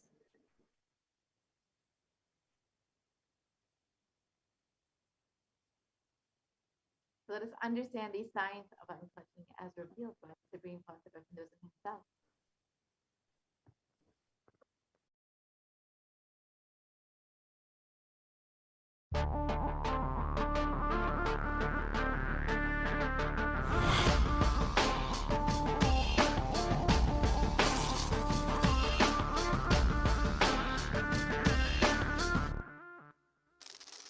The brain is the organ which controls our whole physical being. Once our brain has been imbalanced, it will then transmit that imbalance throughout the whole body. Thought forms are pure energy that have the ability to influence people and everyday events in life. According to science, our brains generate an electromagnetic field which may be measured by such instruments as an encephalograph. This electromagnetic field is generated by the brain every time we think, and as our mind is never still, we may be compared to perpetual power generators. Fear produces nervous disorders. Anger produces headaches and violence. Confused thoughts produce congestion and ill health. Depression causes cancer, mental diseases, and lowering of the immune system, causing death through own willpower. Our thoughts generate intricate energy patterns which can be detected by sensitive equipment and seen by clairvoyant individuals. These energy patterns are known as thought forms. Surprisingly, thought forms are shaped by the thoughts themselves. Each of us creates hundreds of thought forms every hour and release them into the environment. Although we cannot see them, the thought forms have as real an existence as any other form of energy. Most people can sense others' thought forms, and a continuous energetic exchange happens between people, about which we are usually unaware. This also explains why we sometimes take a sudden liking or dislike to a certain person directly on meeting them. We just catch their vibes. Unclutching is a guide for equanimity and enlightenment. Thoughts are like bubbles in a fish tank. Just as bubbles in a fish tank rise from the bottom, our thoughts also rise in the same manner. When one bubble comes and reaches the surface of the water, the next bubble starts and the third bubble starts. Because the bubbles are rising at high speed, They look like a continuous stream. But our mind is not a continuous stream. There is always a gap between two thoughts. Like the bubbles, we also experience a neutral space between two thoughts. This neutral space between two thoughts is our original state, the pure state of pure consciousness, the state of God. Since the gap or the neutral space between two thoughts is too small, we think all thoughts are connected and form a shaft. But there is always a gap between two thoughts. In the forest of northern India, the hunters trap the birds using a trap. They tie a rope between two trees. The rope is the shaft that we create by connecting two thoughts. In the middle of the rope, they secure a wooden stick. The stick is our mind. The rope is tied at the midpoint of the stick. When a bird comes and sits on the stick, the bird's own weight turns the whole stick upside down. It turns topsy-turvy. The moment it turns upside down and loses its sense of balance, it feels totally shaken and tightens its grip on the stick. It simply holds onto the stick as if its life depends on it. Similarly, we connect thoughts and form a shaft out of it and live in the fear that if we drop our mind, we might be lost. We might lose our identity. Because it is hanging upside down, it thinks, if I unclutch from this stick, I will fall and die. Is similar to the fear that if we start trusting that we are unconnected, unclutched, independent and illogical thoughts, we might be lost. If the bird lets go and relaxes, it may flutter to balance for a moment or two. When it leaves the stick, maybe for a few seconds, it will fall, but then it will adjust itself and start flying. In the same way, we hold on to whatever we think is our identity and security, our education, our mind, our life, our relationships, or our bank balance. Ultimately comes to remove the stick that is our identity. Just like the bird, we don't realize that if we try that moment, we can become a. In Mundaka Upanishad, there is a story which explains there is a huge tree, and in the tallest branch of the tree, there is a golden bird sitting unclutched from everything in bliss, like Dakshinamurti. In the lower level branch, there is a small bird which jumps from here and when it eats a bitter fruit, it feels bad. Whenever she eats the bitter fruit, she sees the bird which is looking above, silently, like Dakshinamurti, and feels why I should not be like that bird.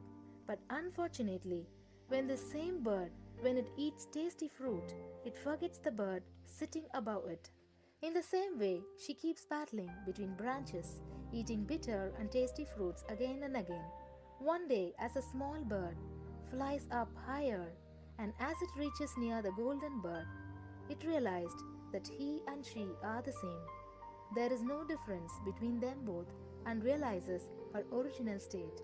The small bird realizes that she also can be in the same state of the golden bird and become a Paramahamsa. This moment, trust yourself. Don't bother about losing your identity. Just trust yourself and let go of your identity. You will immediately become a Paramahamsa and be liberated. All you need to do is to trust that you're unclutched. Dropping the conclusions you can't be transformed is unclutching.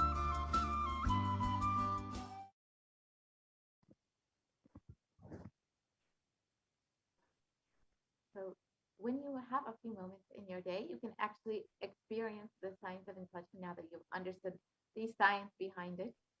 You can just take a few minutes in your day to sit with your head, neck, and spine in a straight line. Have your eyes closed and intensely chant the Mahavakya, Om Nithyananda Paramashivoham. Do not engage with any thoughts or emotions. Purely let the space of unclutching manifest in you. Chant the Mahavakya, Om Nithyananda Paramashivoham. So when you have some time in your day, you can go ahead and spend a few moments to experience this beautiful science of unclutching. And you can also listen to the Mahavakya online on YouTube while you are practicing unclutching. And when you do this, you can also fill out your minutes for peace. You can visit kailasa.tv/minutes, the number 4, peace, which we will be projecting the link for in a few moments. And you can fill out how many ever minutes you have experienced this state of unclutching.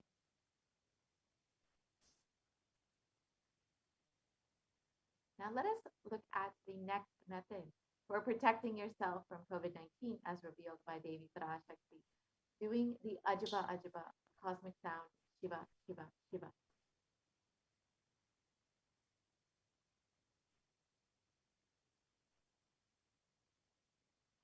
So a study conducted by the U.S. National Library of Medicine on the benefits of chanting has established how doing the Ajaba, the chanting, has a direct and positive benefit for both the physical and mental health.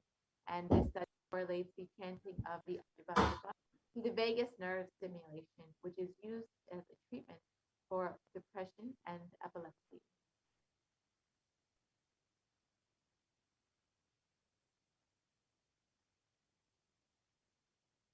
So here you can see the results of the study. And another study conducted by Dr. Masaru Emoto establishes that human intentions, words, or thoughts can change the molecular structural formation in water. And this interesting research clearly depicts how, when the water is being exposed to positive sound vibrations, the molecular formation in the water changes to a pleasant formation, whereas any negative sound vibrations or words can disfigure or distort the water molecular formation.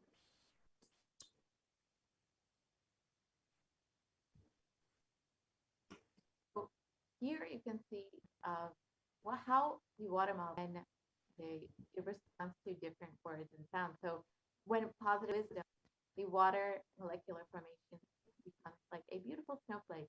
However, when negative words or vibrations are used on water, such as heavy metal music or words like I will kill you or you fool, the water molecular formation becomes disintegrated, disformed, and disfigured, as you can see in the bottom photos.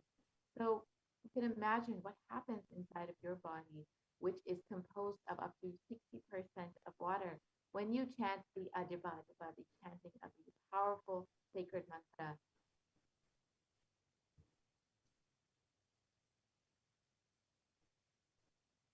So you can become a part of the global unconscious, and you can register your minutes for peace when you practice the unclutching or when you practice the Ajba Ajba, the chanting of the sacred mantra, Shiva, Shiva, Shiva. And the Supreme Pontiff of Hinduism has revealed if 10,000 people can do this just for 3 months, we can give such a powerful superconscious breakthrough to the whole of humanity, because all of us interconnected. We are not all islands. These are all fundamental truths. When you start unclutching, Kailasa starts experiencing joy, bliss of you unclutching. Nothing goes to waste in this cosmos. This is the words of the Supreme Pontiff of Hinduism himself about the power of unclutching, and you can experience the same with the Ajaba Ajaba.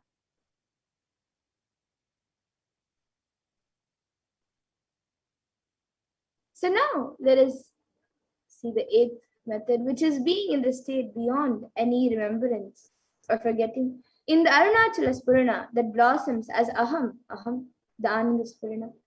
So just by the simple and mere remembrance of the divine, being beyond any remembrance of forgetting and being in the divine space, Pankalachi, is the eighth method.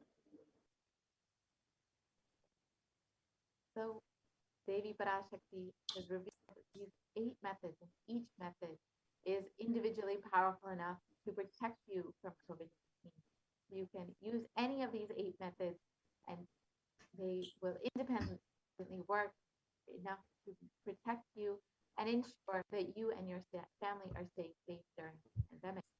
And one of the methods that Devi Parashakti has revealed is to connect the Devi Parashakti to Devi and meditate on her. And the best way to do this is to connect with her to experience that oneness with her. And you can do this through these various offerings.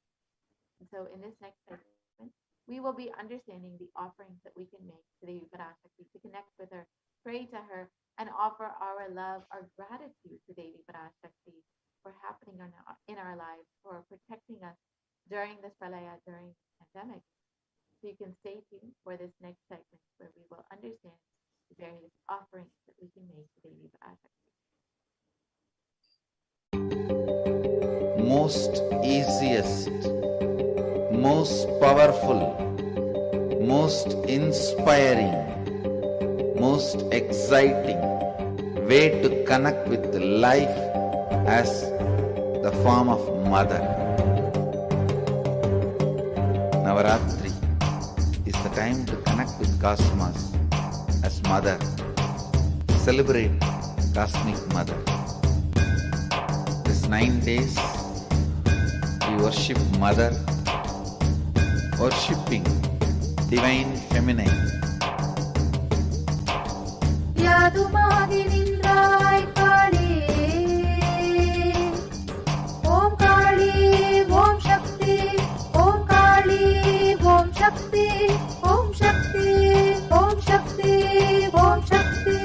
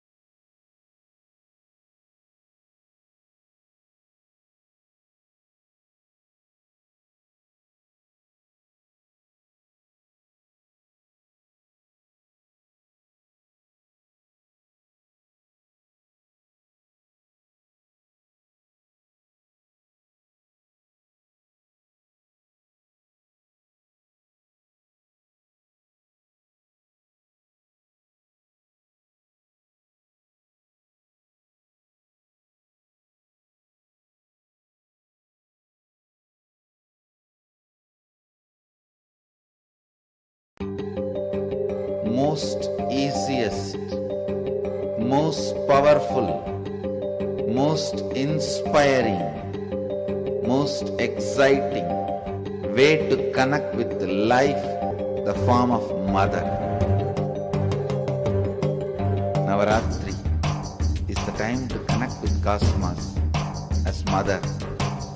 Celebrate cosmic mother. This 9 days we worship mother, worshipping divine feminine. யாதுமாகி நின்றாய் காளி,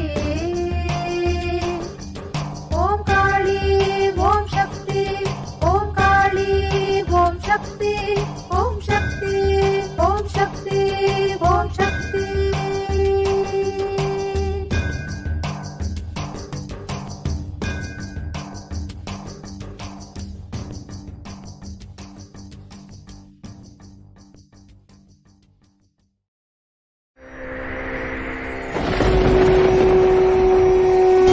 Ultimate divine descends in human body and expresses its extraordinary powers and experiences. Sundareshwara is the embodiment of this statement. He is not Shiva as you understand, sitting in the Himalayas, frozen in the ice, in Samadhi. Sundareshwara is an artist with tremendous heart, ready to listen to human sufferings, ready to bend for human emotions. The one and only thing you need to obtain His grace is simple feeling connection. That's all. He bends for anybody, to any level. Even the word compassion is too small. He is still available. Even now, He is there. He assumes human body and relates with you, answers you, responds to you, raises you.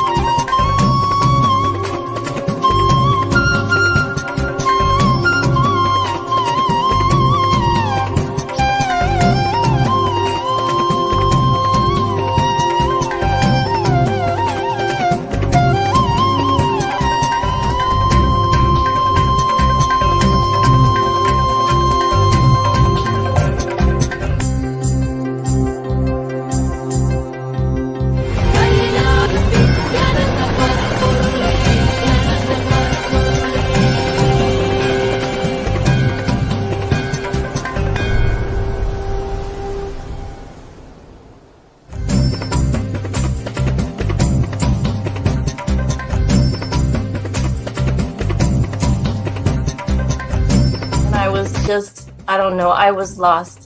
And then he was done speaking, and just tears just started pouring out of my face. I'm just like, ugh, I don't know what just happened. It was just like unbelievable, just unbelievable. I was just, I'm shaking now just remembering it.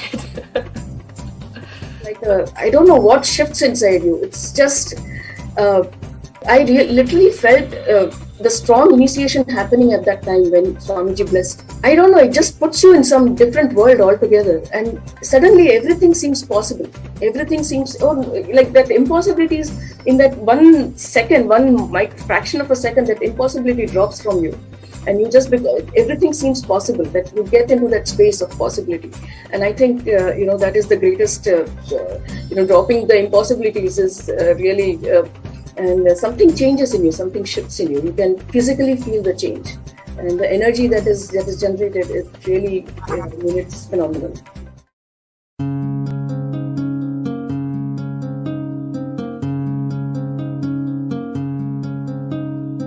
There are some gods, 9 unknown gods. The moment you call, they will be there. Venkateshwara, Balaji. I tell you, people give so much for Venkateshwara because he does the job. He is the 9 unknown god. There's a village folk story where Venkateshwara borrows from Kubera for his marriage and he is still paying the debt. Venkateshwara takes the responsibility of reserve to reserve. This whole story, beautiful story of Venkateshwara is an amazing concept. He is making Yaksha into Lakshmi.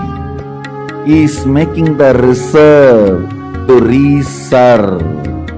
It's an amazing truth.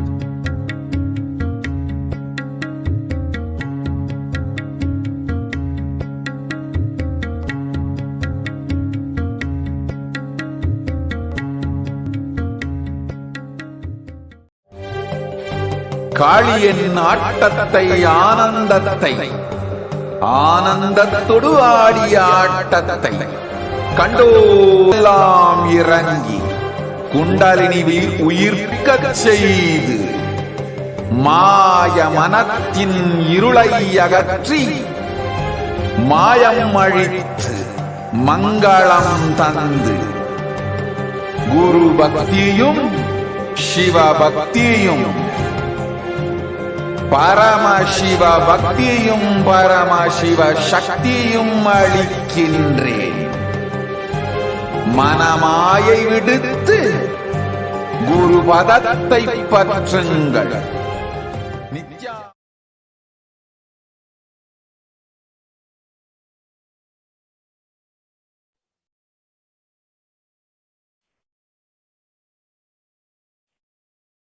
Yes, Nithyananda. Now we will be moving into the segment offering Devi Parashakti. Let us see the offerings we can make to Devi Parashakti as we get ready to receive her blessings today.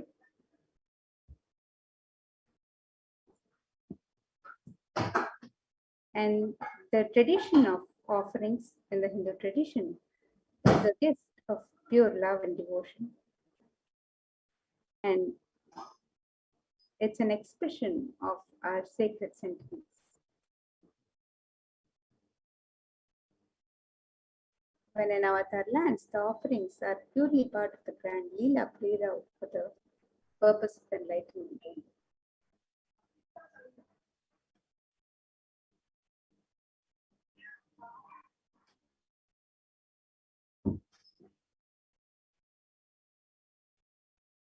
So let us remember Devi Parashakti through the Dhyana Shloka as we get ready to make the offerings and receive Devi Parashakti's darshan.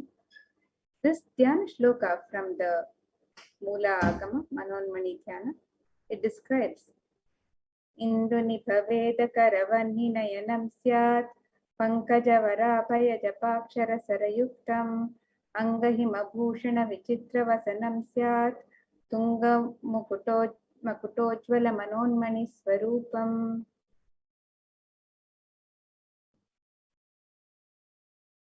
And the meaning: moon-like face holding Veda books on hand, fire in eyes with lotus flower, gracing in blessing hands on one hand and japamala, beautifully decorated with jeweled ornaments in wonderful clothes and shining crown. Her name is Manonmani.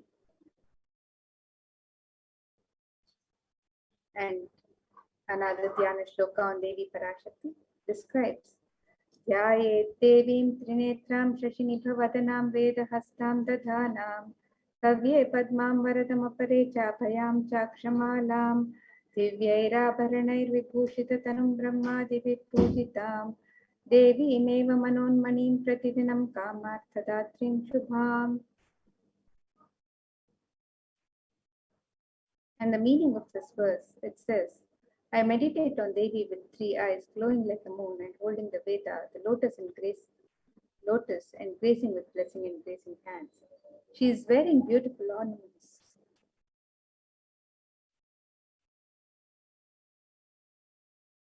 She is worshipped by Brahma and other many gods and showers auspicious boons for all actions every day.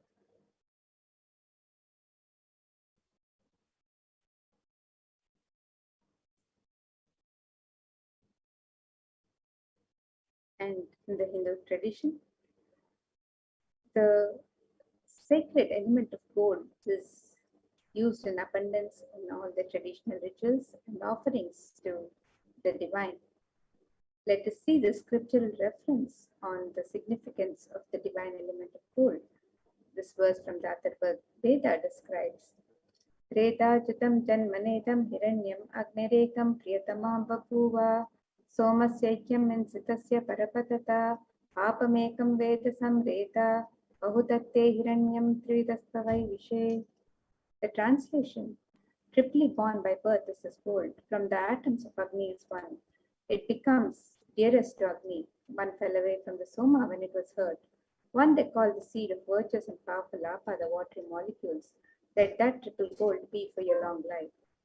Gold is a divine element. It purifies anything it touches. It is an element of great spiritual significance and spiritual power of healing and enlightening.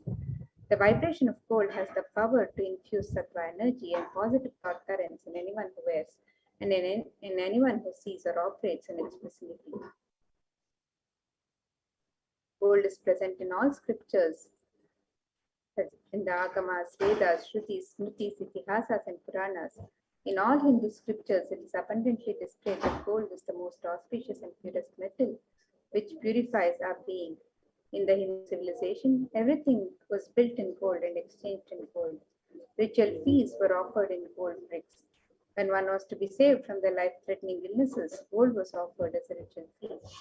Gold was in abundance and used for weighing equivalent amounts of commodities, including cows. Kingdoms were built with huge doors of gold. The streets would have huge columns and huge archways made of gold. Horses, cows were dressed in gold.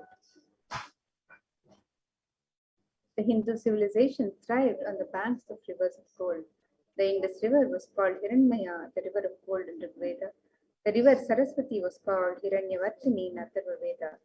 Gold is the supreme element for offering gifts to the ones you love and revere. Temples are constructed and paved in gold. Deities are made in gold and decked and adorned in gold because it preserves the enlightenment energy for thousands of years and it lasts forever.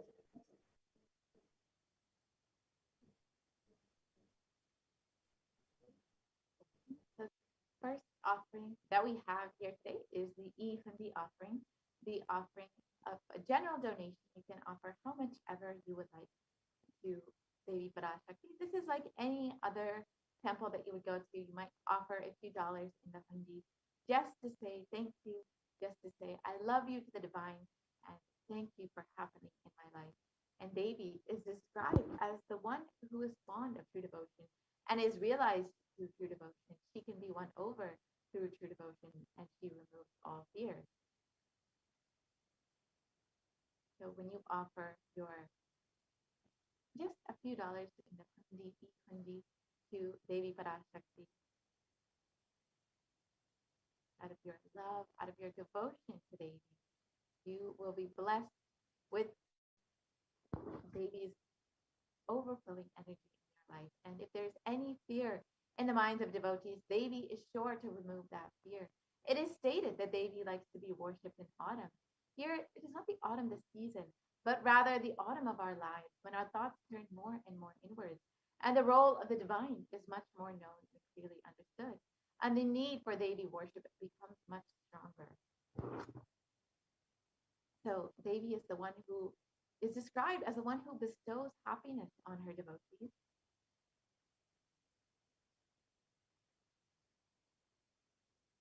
And so you can offer your donation to Devi Parashakti and receive the blessing from Devi herself.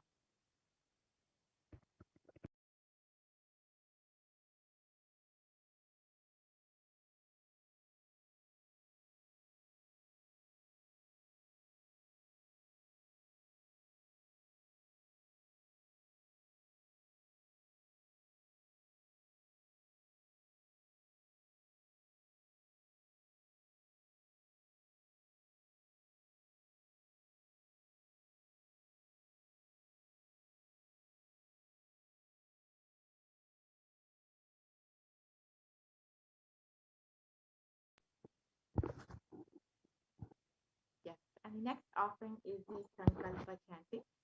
So this is the offering of your conscious resolution. to Devi Parashakti. So before you start any endeavor or anything new in your life, you always want to set a conscious resolution and ensure that you put your intention to manifest exactly what it is you want in your life. And when you offer your conscious resolution to Devi Parashakti, you will be blessed with Devi overflowing energy to manifest exactly what it is you want in your life. So you can offer your Sankalpa to Devi Parashakti. And it's described the goddess enchants this universe, and she herself gives birth to this universe. That goddess being prayed without interest in anything gives that knowledge that leads to salvation and gives wealth in a materialistic sense. So you can offer your son the blessings, the fruition of all of your desires.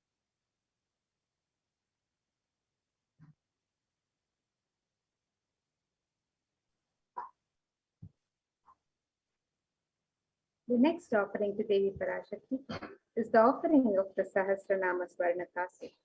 This is the offering of the pure gold coin inscribed with one of the 1008 names of Devi Parashakti.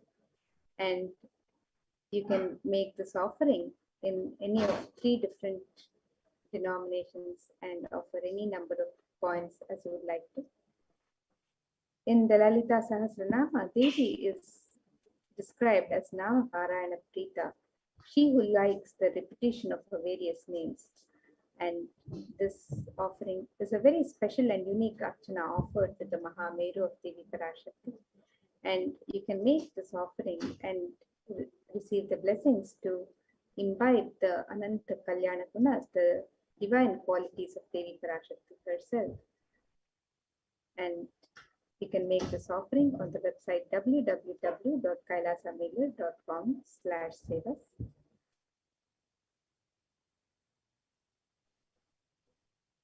And the next offering is the Mukta Angati, the finger ring with a pearl. So you can offer this beautiful pearl ring to Devi Parashakti, who is very well known to be adorned in pearls and very fond of pearls. And of course, the pearl represents Devi Parashakti's overflowing compassion. So in this verse, it states, I bow to the goddess Meenakshi, whose crown has garlands of pearls, and the face shining like a full moon, who wears anklets that are studded with gemstones and has small bells, who is shining like the splendor of the lotus, who grants all the wishes, the daughter of the mountain, who is worshipped by goddesses Vani and Rama. I remain ever bowing to the goddess Meenakshi, the ocean of compassion.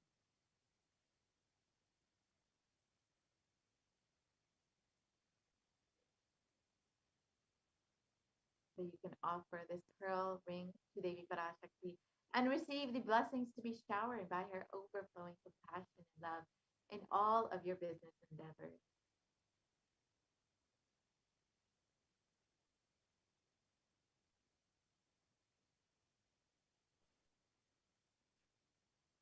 And the next offering to Devi Parashakti is the Swarna Padma Pushpa, the offering of the gold lotus. In the Kamkakama, one of the verses describes the significance of the gold lotus. It says, Ashtavidyeshwaroteta kumbhavarana samyutam sarve sasutra vastrajya hema pankaja pushitaha sapidhana satcha kurachascha pakva bilva pala prabha snapanadhyaya samsiddha pramanena samanvitaha. And it says, all the kalashas would be wound around with a suitable thread and covered with new cloth. They should be adorned with lotus flower made of gold. And there are hundreds of scriptural references for using the lotus flower in the worship of Paramashiva. Almost everything in the worship of the ultimate involving the consecration of the deities of worship or meditating on the mudras and asanas used during worship involves the lotus flower, the lotus leaf, the lotus pericarp, the lotus petals. The lotus is a divine flower in the Hindu tradition. The Shakti of Paramashiva is also called a lotus. The base of the Paramashiva Linga is the lotus. The disciple of Paramashiva Linga is also considered a lotus, the one who is about to bloom. You can offer the gold lotus in any of the 3 different sizes as you would wish to. And be blessed to have the state space powers and being of Devi in your inner space amidst any and every adverse situations in life. The next offering is the Swarnamati, the gold toe ring, and Devi is described. The toenails of Devi are described in the verse. You whose brightness from the toenails destroy the darkness of ignorance from the minds of your devotees who prostrate at your feet. You whose brightness from your 2 feet and overpower that of the lotus flower.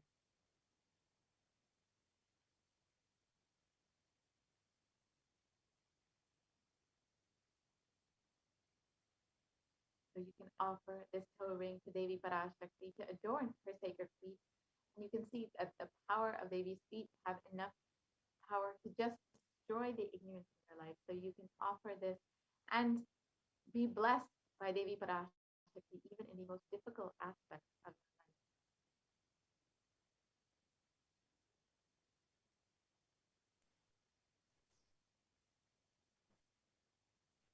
your life. The next offering we can make to Devi Parashakti is the offering of the Swarnamangtika, the gold hairline jewelry. You can offer the Swarnamangtika, which represents the nectar overflowing from the Sahasrara, which is fully open with the sacred sentiment of gratitude. And Devi is described as Sudha Sharavi Varshini, she who makes the nectar flow in all our nerves from the Sahasrara, she who gives the very pleasant experience of the ultimate. We can offer the Swarnamangtika to Devi Parashakti and receive the blessings of achieving the blissful state of overflowing gratitude and the space of complete completion.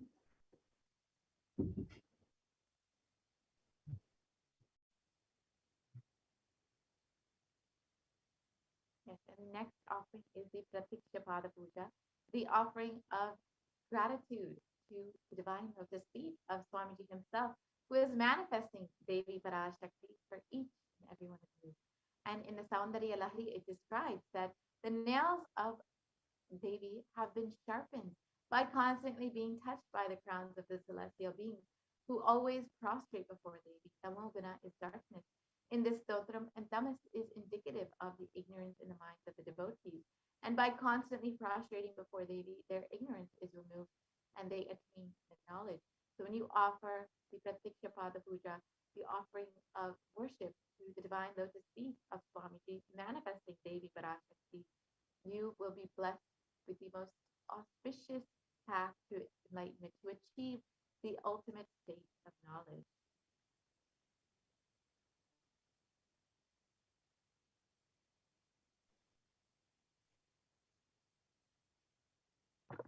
The next offering to Devi Parashakti is the offering of the Vastra Seva, the offering of the sacred cloth. And the offering of the sacred cloth is a traditional offering and blesses the Yajman with all the auspiciousness and blessings of the Supreme Court of Hinduism, Jagat Guru Mahasanidanam, His Divine Holiness, Bhagwan Sri Nithyananda Paramashivam, and Devi Parashakti herself, manifesting through the Nijavatar, the Supreme Pontiff of Hinduism.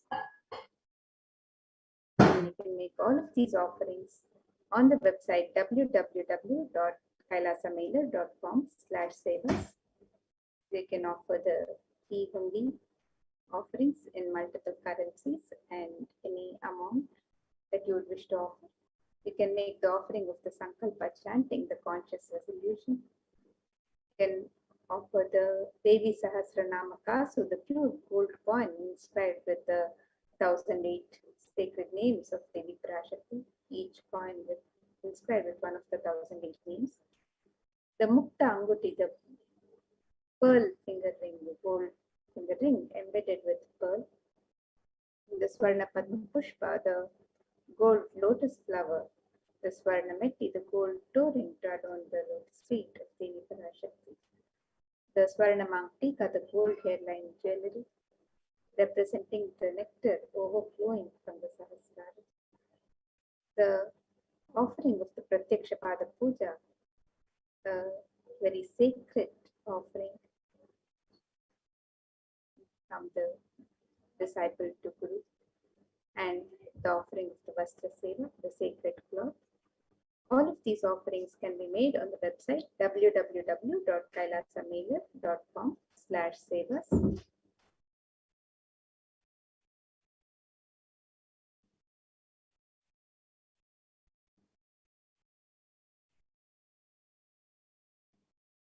So you can take a look at the website here, www.kailasamailer.com/sevas. And we have the various offerings to Devi Parashakti, which you can site by clicking on the link here on step 2. You can also make the offerings for e-hundi. And if you'd like to make an intention to make an offering, you can make the intention on step 1. And once you've made an offering, you can fill out the details of the sankalpa for yourself and your family members, the names and the details of your conscious resolution, the sankalpa. You can fill it out on the form in step 3. So if you'd like to make the various offerings of jewelry or seva to Devi Parashakti, you can make the offering through this website, where you can offer the Devi Sahasranama Kasu, the Mukta Anguti, the Swarna Padma Pushpa, the Swarna Meddi, the Swarna Mamtika, the Pratyaksha Pada Puja, the Vastra Seva, and various other offerings on this website to Devi Parashakti. And you can make the offerings of the e-hundi with the multiple currencies, any currency of your choice, US dollars, Australian dollars, New Zealand dollars, Canadian dollars, euros, Indian rupees, Singaporean dollars, Malaysian ringgits, Great Britain pound, and the Chinese yen, and any amount of your choice. So you can make the offerings on the website www.kailasamailer.com/sevas.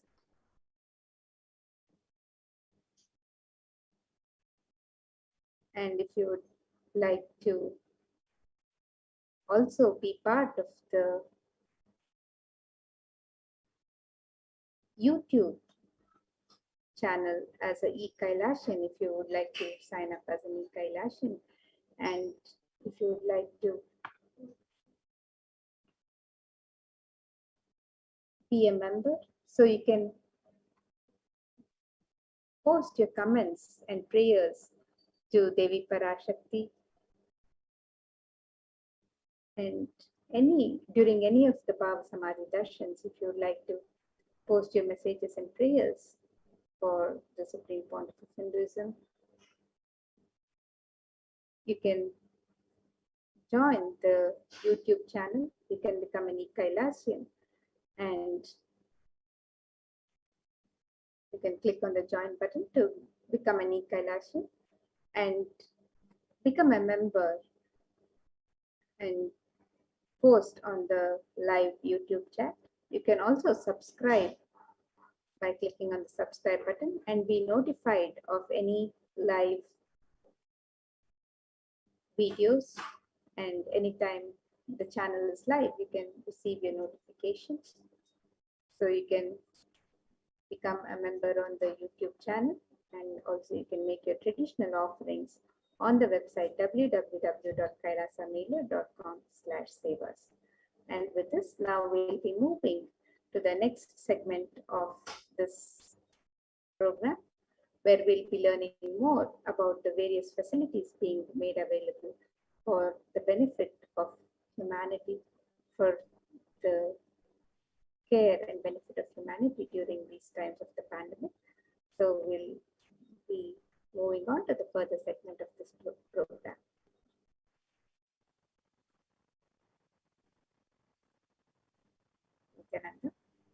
Nithyananda Madhyamaya Swami. Nityanandam Amrita. Nityanandam, everyone. Welcome back to this segment.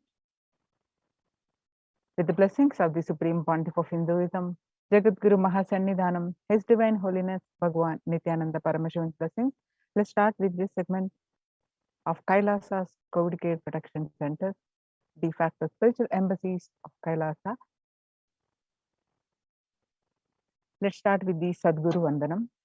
नित्यानन्दं परमसुखदं केवलं ज्ञानमूर्तिं द्वन्द्वातीतं गगनसदृशं तत्त्वमस्यादिलक्ष्यम् एकं नित्यं विमलमचलं सर्वदी साक्षिभूतं भावातीतं त्रिगुणरहितं सद्गुरुं तं Namami.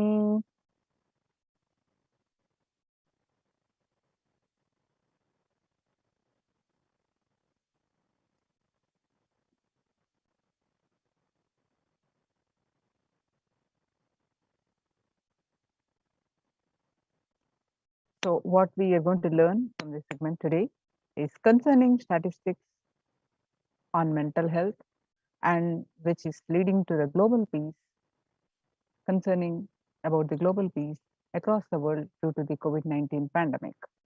And what are the Supreme Pontiff of Hinduism and Kailasa's contributions for the global peace and the combat the solutions for the COVID-19, and Supreme Pontiff of Hinduism spiritual solutions for COVID-19, and Kailasa's COVID care protection centers, some of the glimpses, why temple-based ecosystems, and UN recognizes Kailasa's contributions, join Kailasa's COVID care protection centers.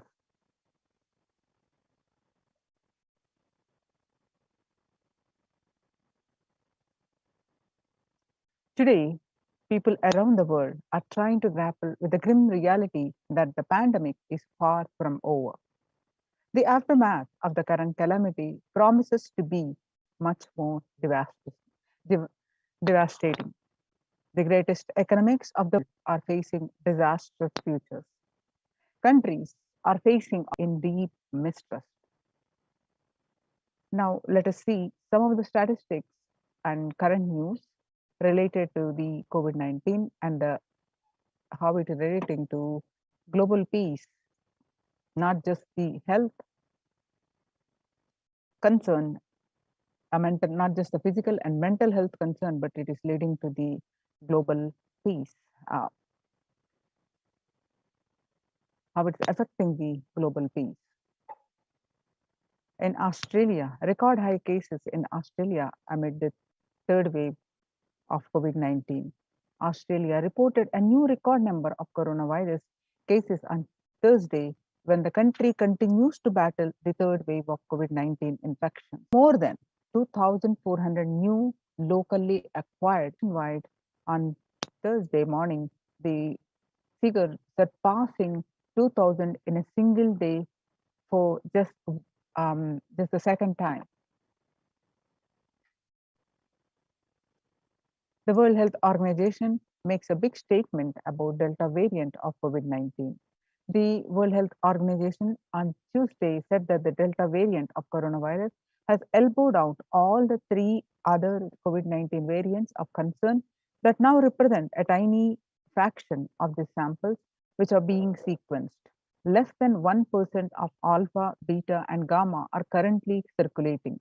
It's really predominantly Delta around the world, said the World Health Organization technical lead on COVID-19, Maria Van Kerkhove.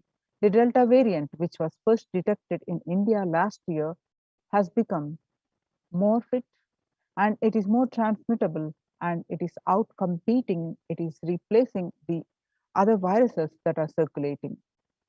She said and added that the variant has been detected and is more than 185 nations till date.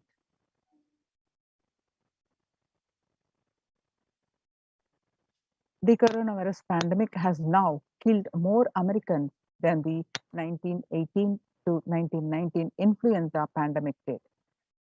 In 1918, the flu infected about 25% of Americans and killed an estimated 0.65% with 675,000 deaths. COVID-19 has infected more than 12% of Americans and killed about 2% with 676,000 deaths. Now that the US death toll from COVID-19 has surpassed 676,000, the coronavirus pandemic has killed more Americans than the 1918 to 19 influenza pandemic did. Axios and the Associated Press both reported the grim milestone on Monday. So now the COVID-19 now officially US deadliest pandemic as the death toll crosses that of the 1918 to 19 influenza flu. People infected with alpha variant exhales 100 times more virus into the air than the original COVID strain. According to a study, the University of Maryland researchers suggested that the need for better ventilation and tight-fitting masks in addition to vaccination to help stop spread of the virus. The findings showed that the amount of virus in the air coming from alpha variant infections was much more, 18 times more than could be explained by the increased amount of virus in the nasal swab and saliva. These major increases in airborne viruses from alpha infections occurred before the Delta variant arrived and indicate that the virus is evolving to be better at traveling through the air. The 6 feet distance may not be enough to prevent the viral transmission indoors. According to a study in Washington, physical distancing of 2 meters, about 6.5 feet, may not be enough to sufficiently prevent transmission of virus carrying airborne aerosols indoors. According to a study, the result published in the journal Sustainable Cities and Society suggests that the physical distance alone is not enough to prevent human exposure to exhaled aerosols and should be implemented with other control strategies such as masking the adequate ventilation. The researchers examined 3 factors: the amount and rate of air ventilated through a space, the indoor airflow pattern associated with the different ventilation strategies, and the aerosol emission mode of breathing versus talking.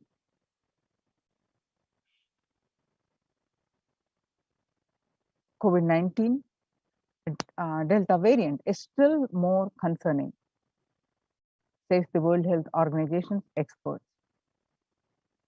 Even with the emergence of the new, more COVID-19 variant, the Delta variant remains the top concern globally, appearing to outcompete others, senior officials with the World Health Organization said recently. I think the Delta variant for me is the one that's most concerning because of the increased transmittability, said Dr. Maria Van Kerkhove, agency's technical lead for the COVID-19, speaking during an online question and answer session. It is doubly transmittable compared to the ancestral strain, which means that it can spread to more people. In US, COVID-19 pandemic is nowhere under control, says the chief medical advisor, Mr. Anthony Fauci. He said, right now we are still in pandemic mode because we have 1,60,000 new infections a day. That's not even modestly in good control. In an interview with Axios, the US has reported 40 million cases of COVID-19 since the outbreak of the virus, with over 4 million infections adding up in the past few weeks. The increase in COVID cases comes as the US administration earlier this month announced that it is planning to provide booster shots of vaccine as the Delta variant has become dominant in the nation and is wreaking havoc. This surge in Delta variant is driven by the low vaccination coverage in many communities across the US, according to the US Center for Disease Control and Prevention.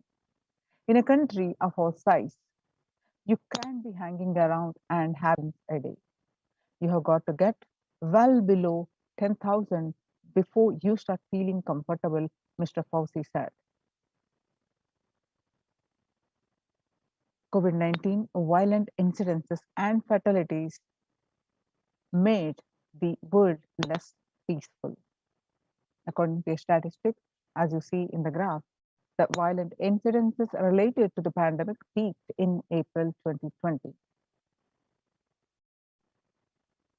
The younger adults are more likely to report symptoms of anxiety and or depressive disorder during the COVID-19 pandemic.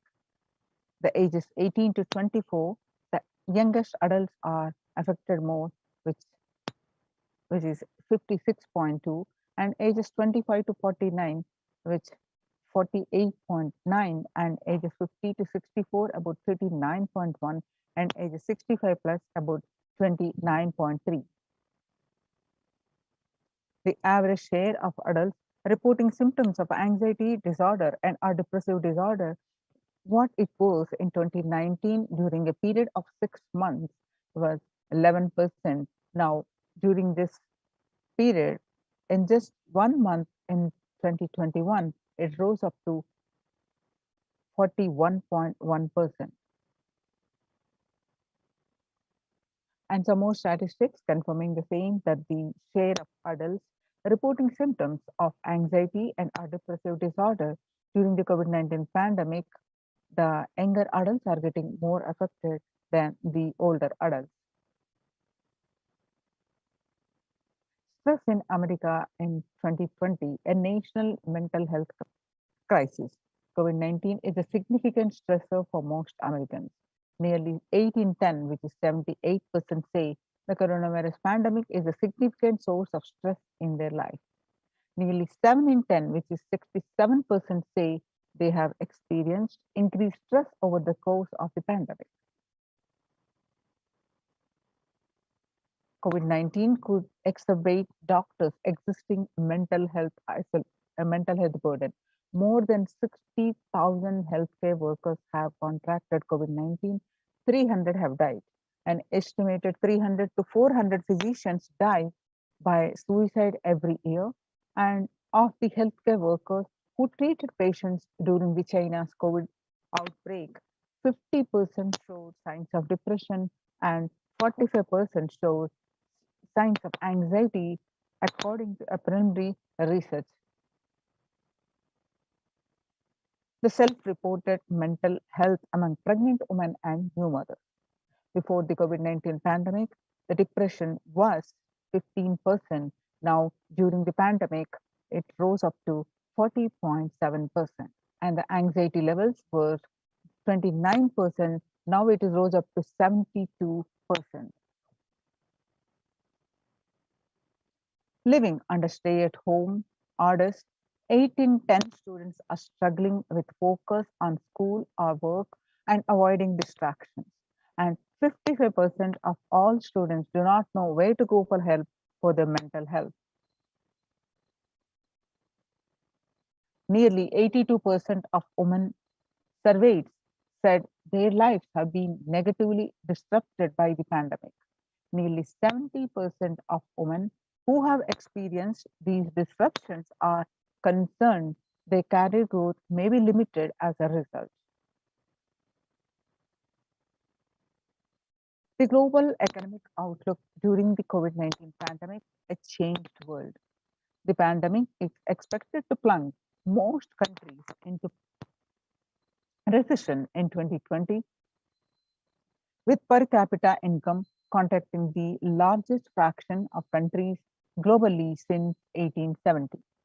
The COVID-19 recession has seen the fastest, steepest downgrade in consensus growth projection among all global recessions since 1990.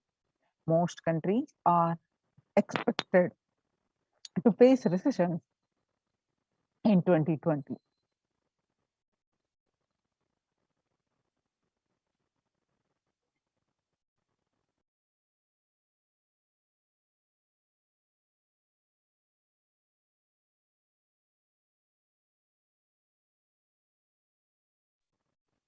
International Labour Organization.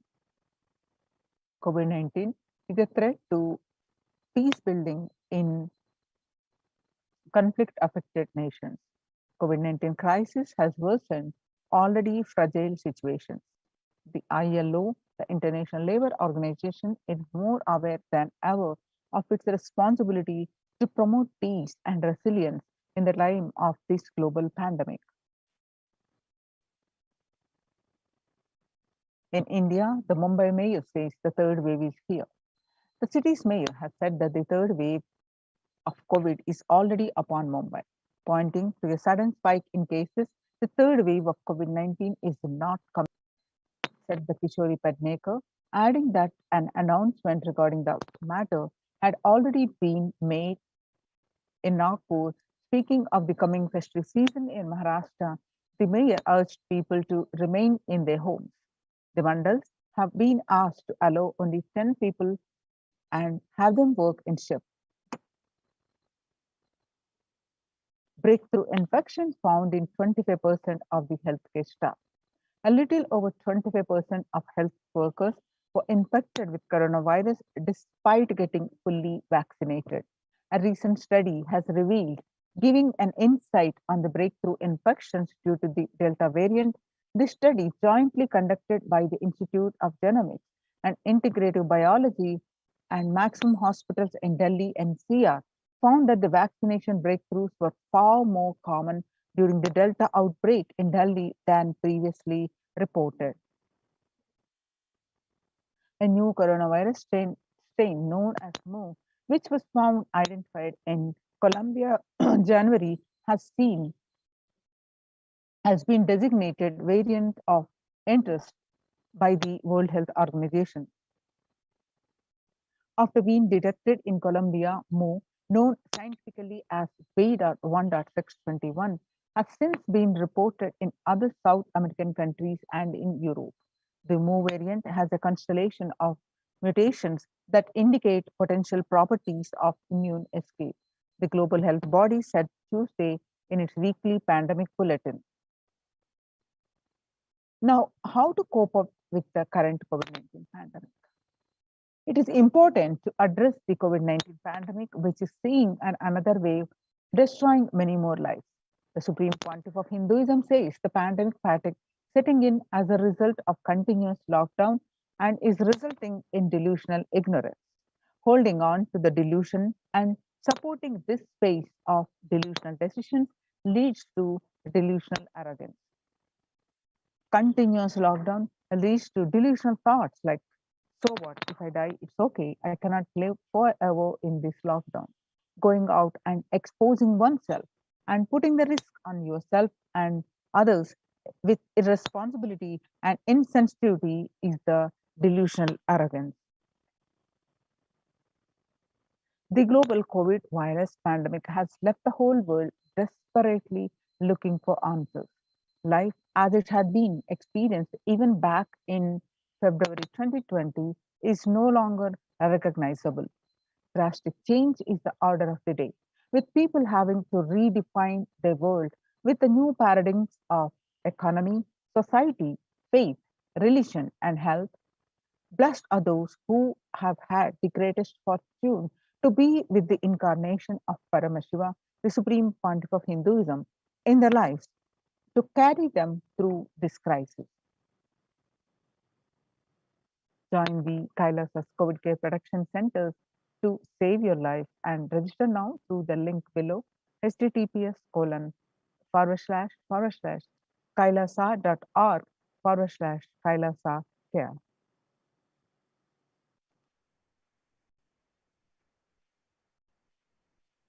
Now, sustainable developmental goals, making peace with the nature is possible if we start now, and even amid pandemic, 2021 can go down as the year we made peace with nature and set the planet to healing cycle together.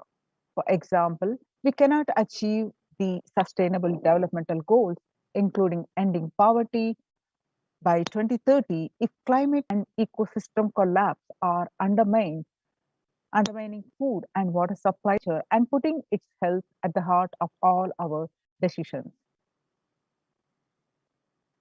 Now let's see a small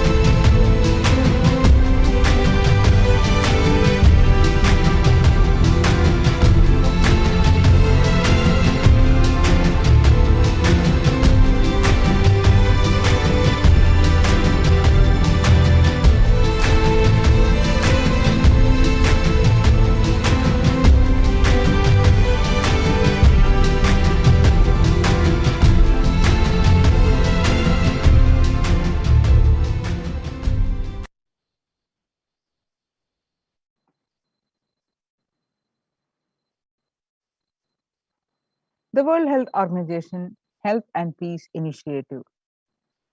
Health and peace are interrelated. In the words of the Director General of the World Health Organization, Mr. Tedros, there cannot be health without peace, and there cannot be peace without health. If individuals and groups enjoy equitable access to health services, fulfilling their rights to physical and mental health, and health actors design natural, neutral health interventions that promote trust and dialogue, and communities are empowered to cope with violent conflict, then health coverage is more universal, grievances can be heard and addressed to generate trust around the health emergency concerns. Affected communities are more likely to make meaningful contributions to peace and reconciliation and to resist incitement to violence. United States Institute of Peace. Amid COVID, we need enhanced international coordination to build peace. Tackling the pandemic and building resilience in fragile states requires concerted international action at local, national, and global levels. As the humanitarian and economic toll of the COVID-19 pandemic continues to grow, so does the risk that this crisis will fuel new conflict around the world while stemming prospects for resolving ongoing ones. The stronger health systems and universal health coverage must be a priority. Remarks of the General Assembly special session in response to the COVID-19 pandemic. For the first time since 1945, the entire world is confronted by a common threat, regardless of nationality, ethnicity, or faith. A new social contract between people, governments, and private sector, civil society, and more can tackle the roots of poverty with fair taxation on income and wealth, universal benefits, and opportunities for all. Now let us see the contributions of the Supreme Pontiff of Hinduism to add to the global peace. Vedic tradition beautifully says, Yastu sarvani bhutani atmani ivanu pushtati, sarva bhuteti chatmanam tato navigugupshate. Isha Upanishad, verse 6. Global peace is the byproduct of the individual bliss. Now, whenever an individual goes through a spiritual bliss, he manifests a beautiful, peaceful life for him and everyone around him. If he is powerful enough, he moves the whole city and manifests peace. He is more powerful and he moves the whole village and the whole country. If he is powerful enough, like incarnations, he moves the whole world and manifests peace for them. Understand the individual peace, individual bliss is the source for the global peace. And whatever level it is you are, global peace is the byproduct of the individual bliss. Now let us see the Supreme Pontiff of Hinduism explaining that global peace is the byproduct of individual bliss and he gives us the solution from this video how to achieve the individual peace.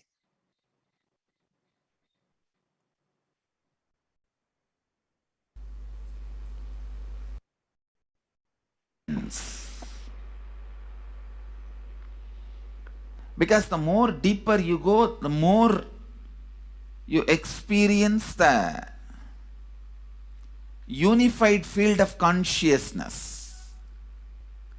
Various words are used.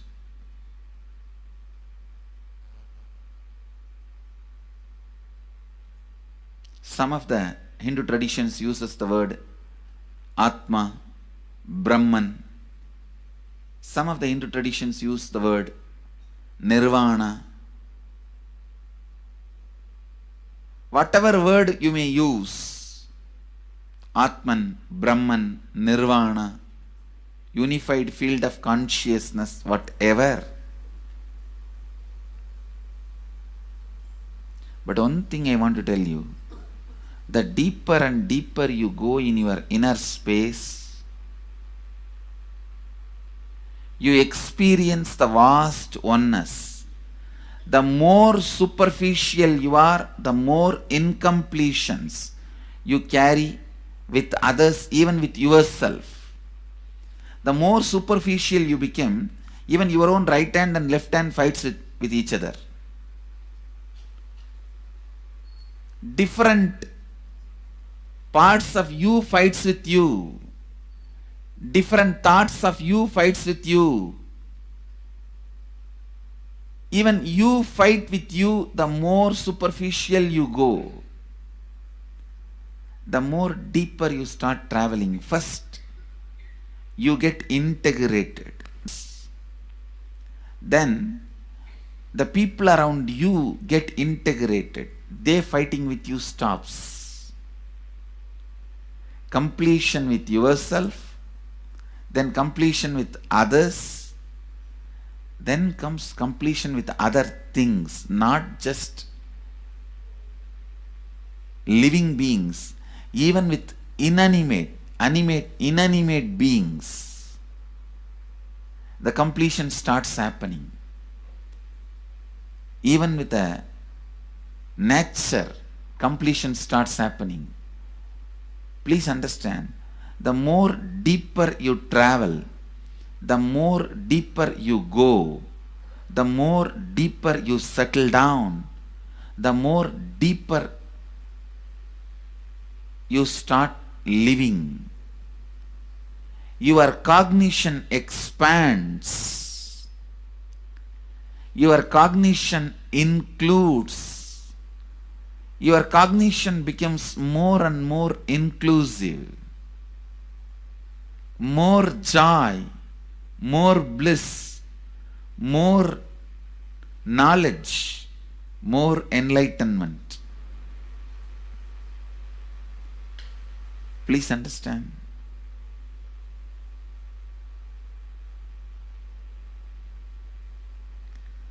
The more and more completion happens in you, you will see everyone around you feels complete with you. That is why I am saying, whether they have body or they are disembodied, in the deepest corners of your being, deepermost layers of your being, deepest parts of your being, you experience such powerful awareness, such joy.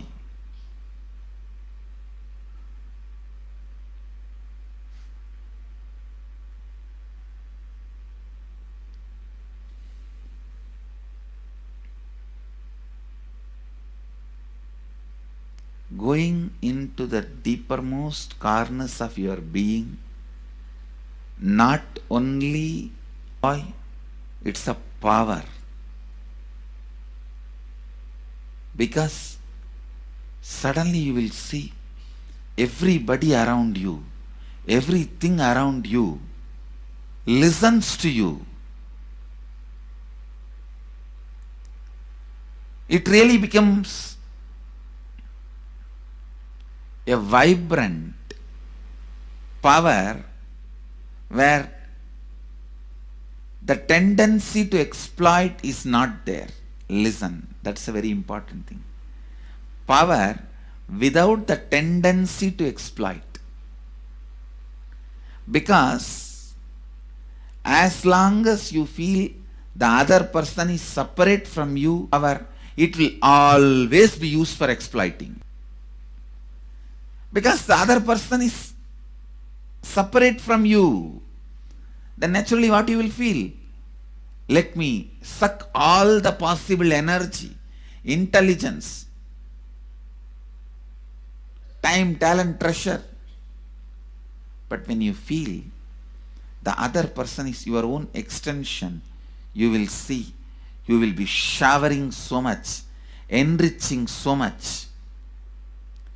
The power you have will not be exploiting, it will be enriching.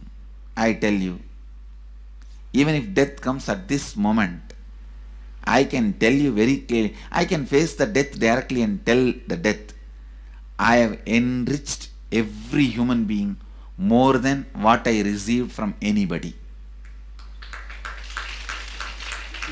I have given to every human being whom I met in my life more than what I received from them. My accounts is clear. I am ready. Come on, let's go.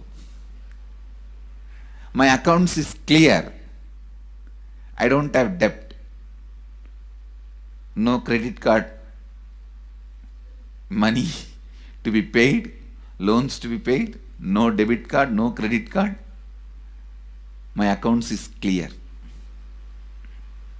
Understand, when you feel everyone is your extension, the power given to you, the power you gain, see, any living is power. Powerful way. Even in that, you will become powerful. So any lifestyle you choose, you will get power in that field. Whether it is exploiting or enriching, murdering or raping or go on serving. Whatever lifestyle you choose, living is power. When you go into the deepermost core of your being and start living based on completion, I tell you,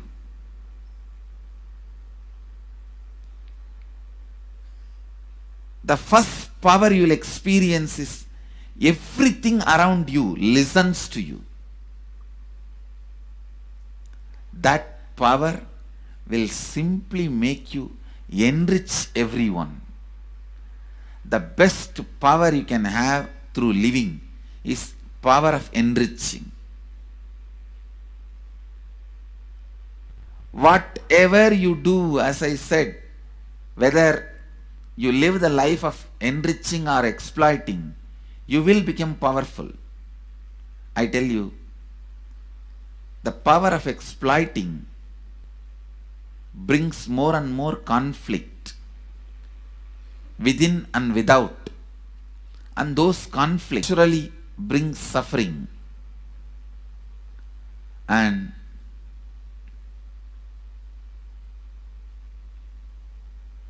the power of enriching brings more and more completion in you and in others. This full month, Nithyananda Sangha all over the world. The other day I was seeing, we have officially presence in more than 50 countries. As devotees, group of devotees, we have presence in 100 countries. All over the world, we are going to celebrate this whole month for Global Peace Month, impacting global peace. All of us this whole month will live completion and do samskara dahana kriya, means burning the patterns which separates us from others, burning the patterns which are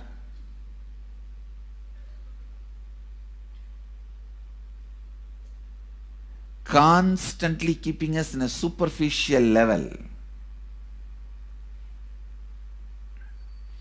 All over the world, we will be doing samskara dahana kriya, burning our patterns and leading us to more and more completion. And we also have special 3 Nitya Dhyana Yoga program teaching people science of completion and facilitating samskara dahana kriya. This month, 20th, 21st and 22nd,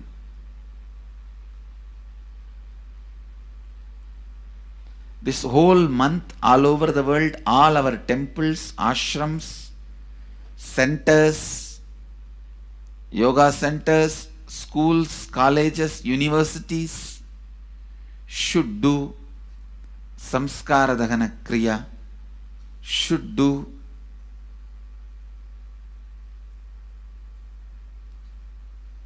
the practice of burning all the incompletions and patterns which leads to conflicts, bringing more and more peace inside us and outside us, spreading peace. This whole month, let's impact global peace. Let us really contribute to the global peace, not just talking about it. Let's do it. Let's do it. Not just about it. Let's do it.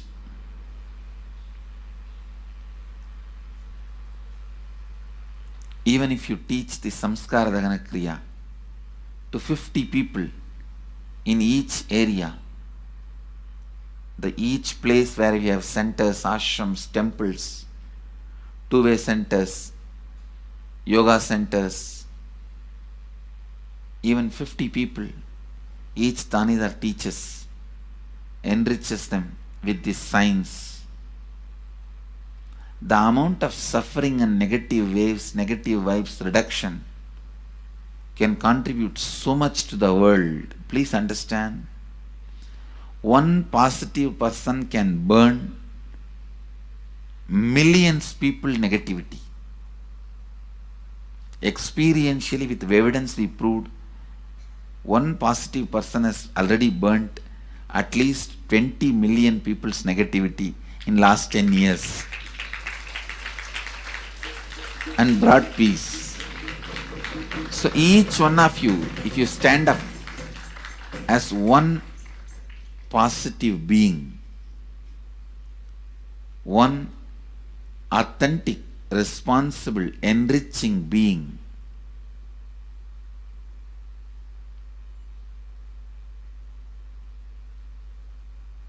I tell you,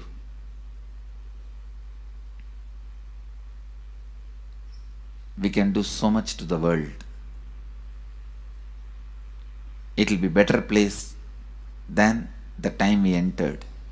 When we leave, it should be better place. That's all. When we leave the earth, it should be better place. So understand, inner peace is your birthright.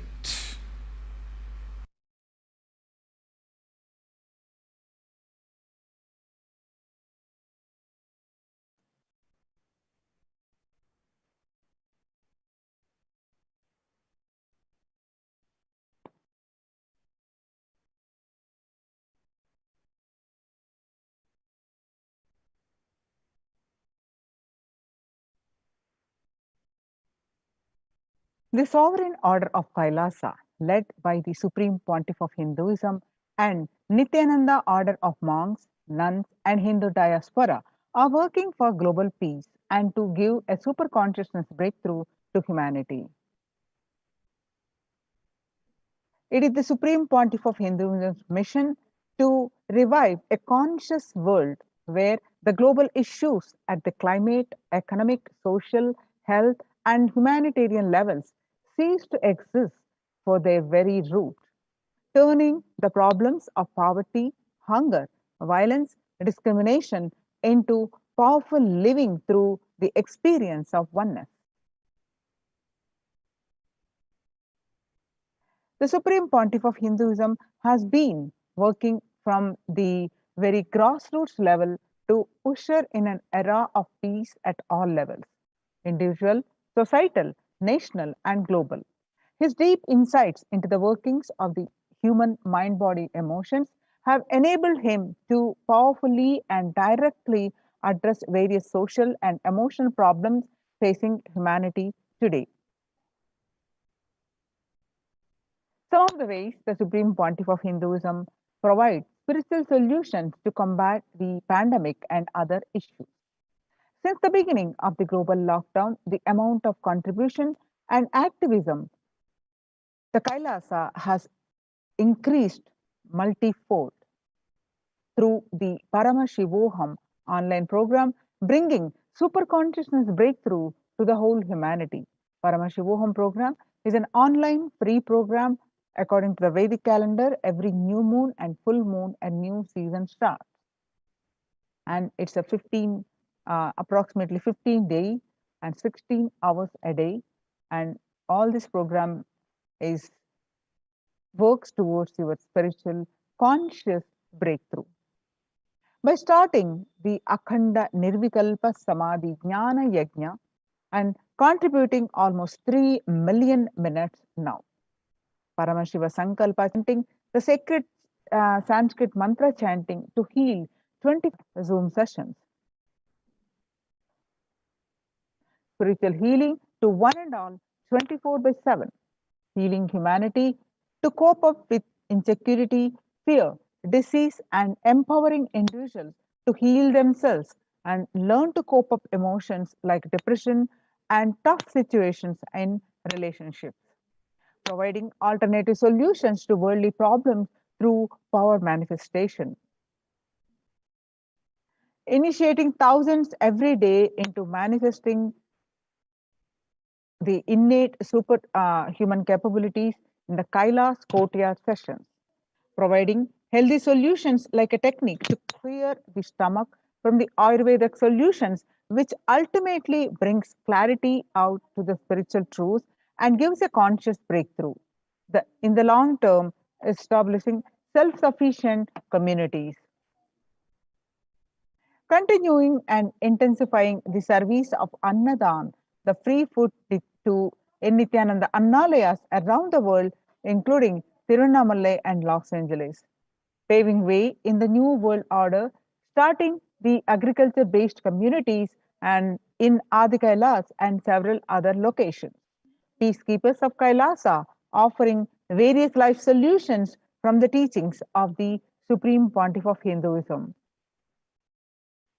Hinduism prescribes various methods for global healing. One such is Maheshwara Puja, nullifying collective negativity simply through the presence of the avatar and his order of the monks, offering Maheshwara Puja to the natural calamities hit victims. Bhava Samadhi Darshan to raise the individual conscious breakthrough. Devi Parashakti Akashic reading, the cosmic revelations.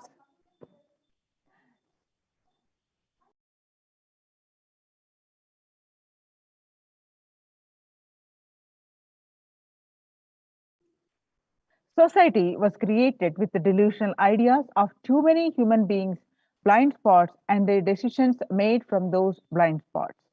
If the visionary of a civilization or country or nation has built blind spots when he develops a vision for it, the whole civilization suffers those blind spots forever. Now it is the time that nature, Prakriti, resets itself. Many of the blind spots based visions, ideas become important components of the society. This pralaya which is happening is melting down everything which is delusion based. The world as we know is gone. Let us celebrate God. This isolation which is seemingly endless with an unknown future which is compelling humanity to make a 100% lifestyle change is something to be deeply dwelled upon. All problems need to be addressed only with a spiritual solution and powerful cognition. To stop people from having mental breakdown, pandemic fatigue, collapsing, depression, destruction, and also give them super consciousness breakthrough and revive the enlightened civilization. Supreme Pontiff of Hinduism continuously gives spiritual solutions and powerful cognitions. Some of the spiritual solutions and powerful cognitions are unclutching and practicing completion, practicing oneness, practicing ajapa japa of Mahavakya, Om Nithyananda Paramashivoham. Next, consciously building deep feeling connection with the divine and yoga, puja, vegetarian diet, and nirahara samyama. It's a time we all take responsibility to save humanity, to protect people from the pandemic fatigue and destruction. Let us try to enrich people for every one of these great spiritual solutions. Open this link and start sharing with as many people as possible. tinyurl.com/unclutching info. It is free and open for all. And let us take a few moments now and share as with as many people as possible. Let us save the world. Let us give them the experience of unclutching. Nirvikalpa Samadhi Jnana Yajna. The pandemic fatigue, the people from pandemic epidemic fatigue, destruction and delusion, the Maya matrix help people to have a super consciousness breakthrough and sail through this pralaya. People from 50 countries continuously radiate the space of Paramashiva by practicing the unclutching meditation 24 hours a day, 7 days a week, starting from 13th May India time. At any given time, there were 4 to 8 zones actively unclutching around the world. Join this movement at http://kailasa.tv/minutes 4 peace. Minutes number 4 peace.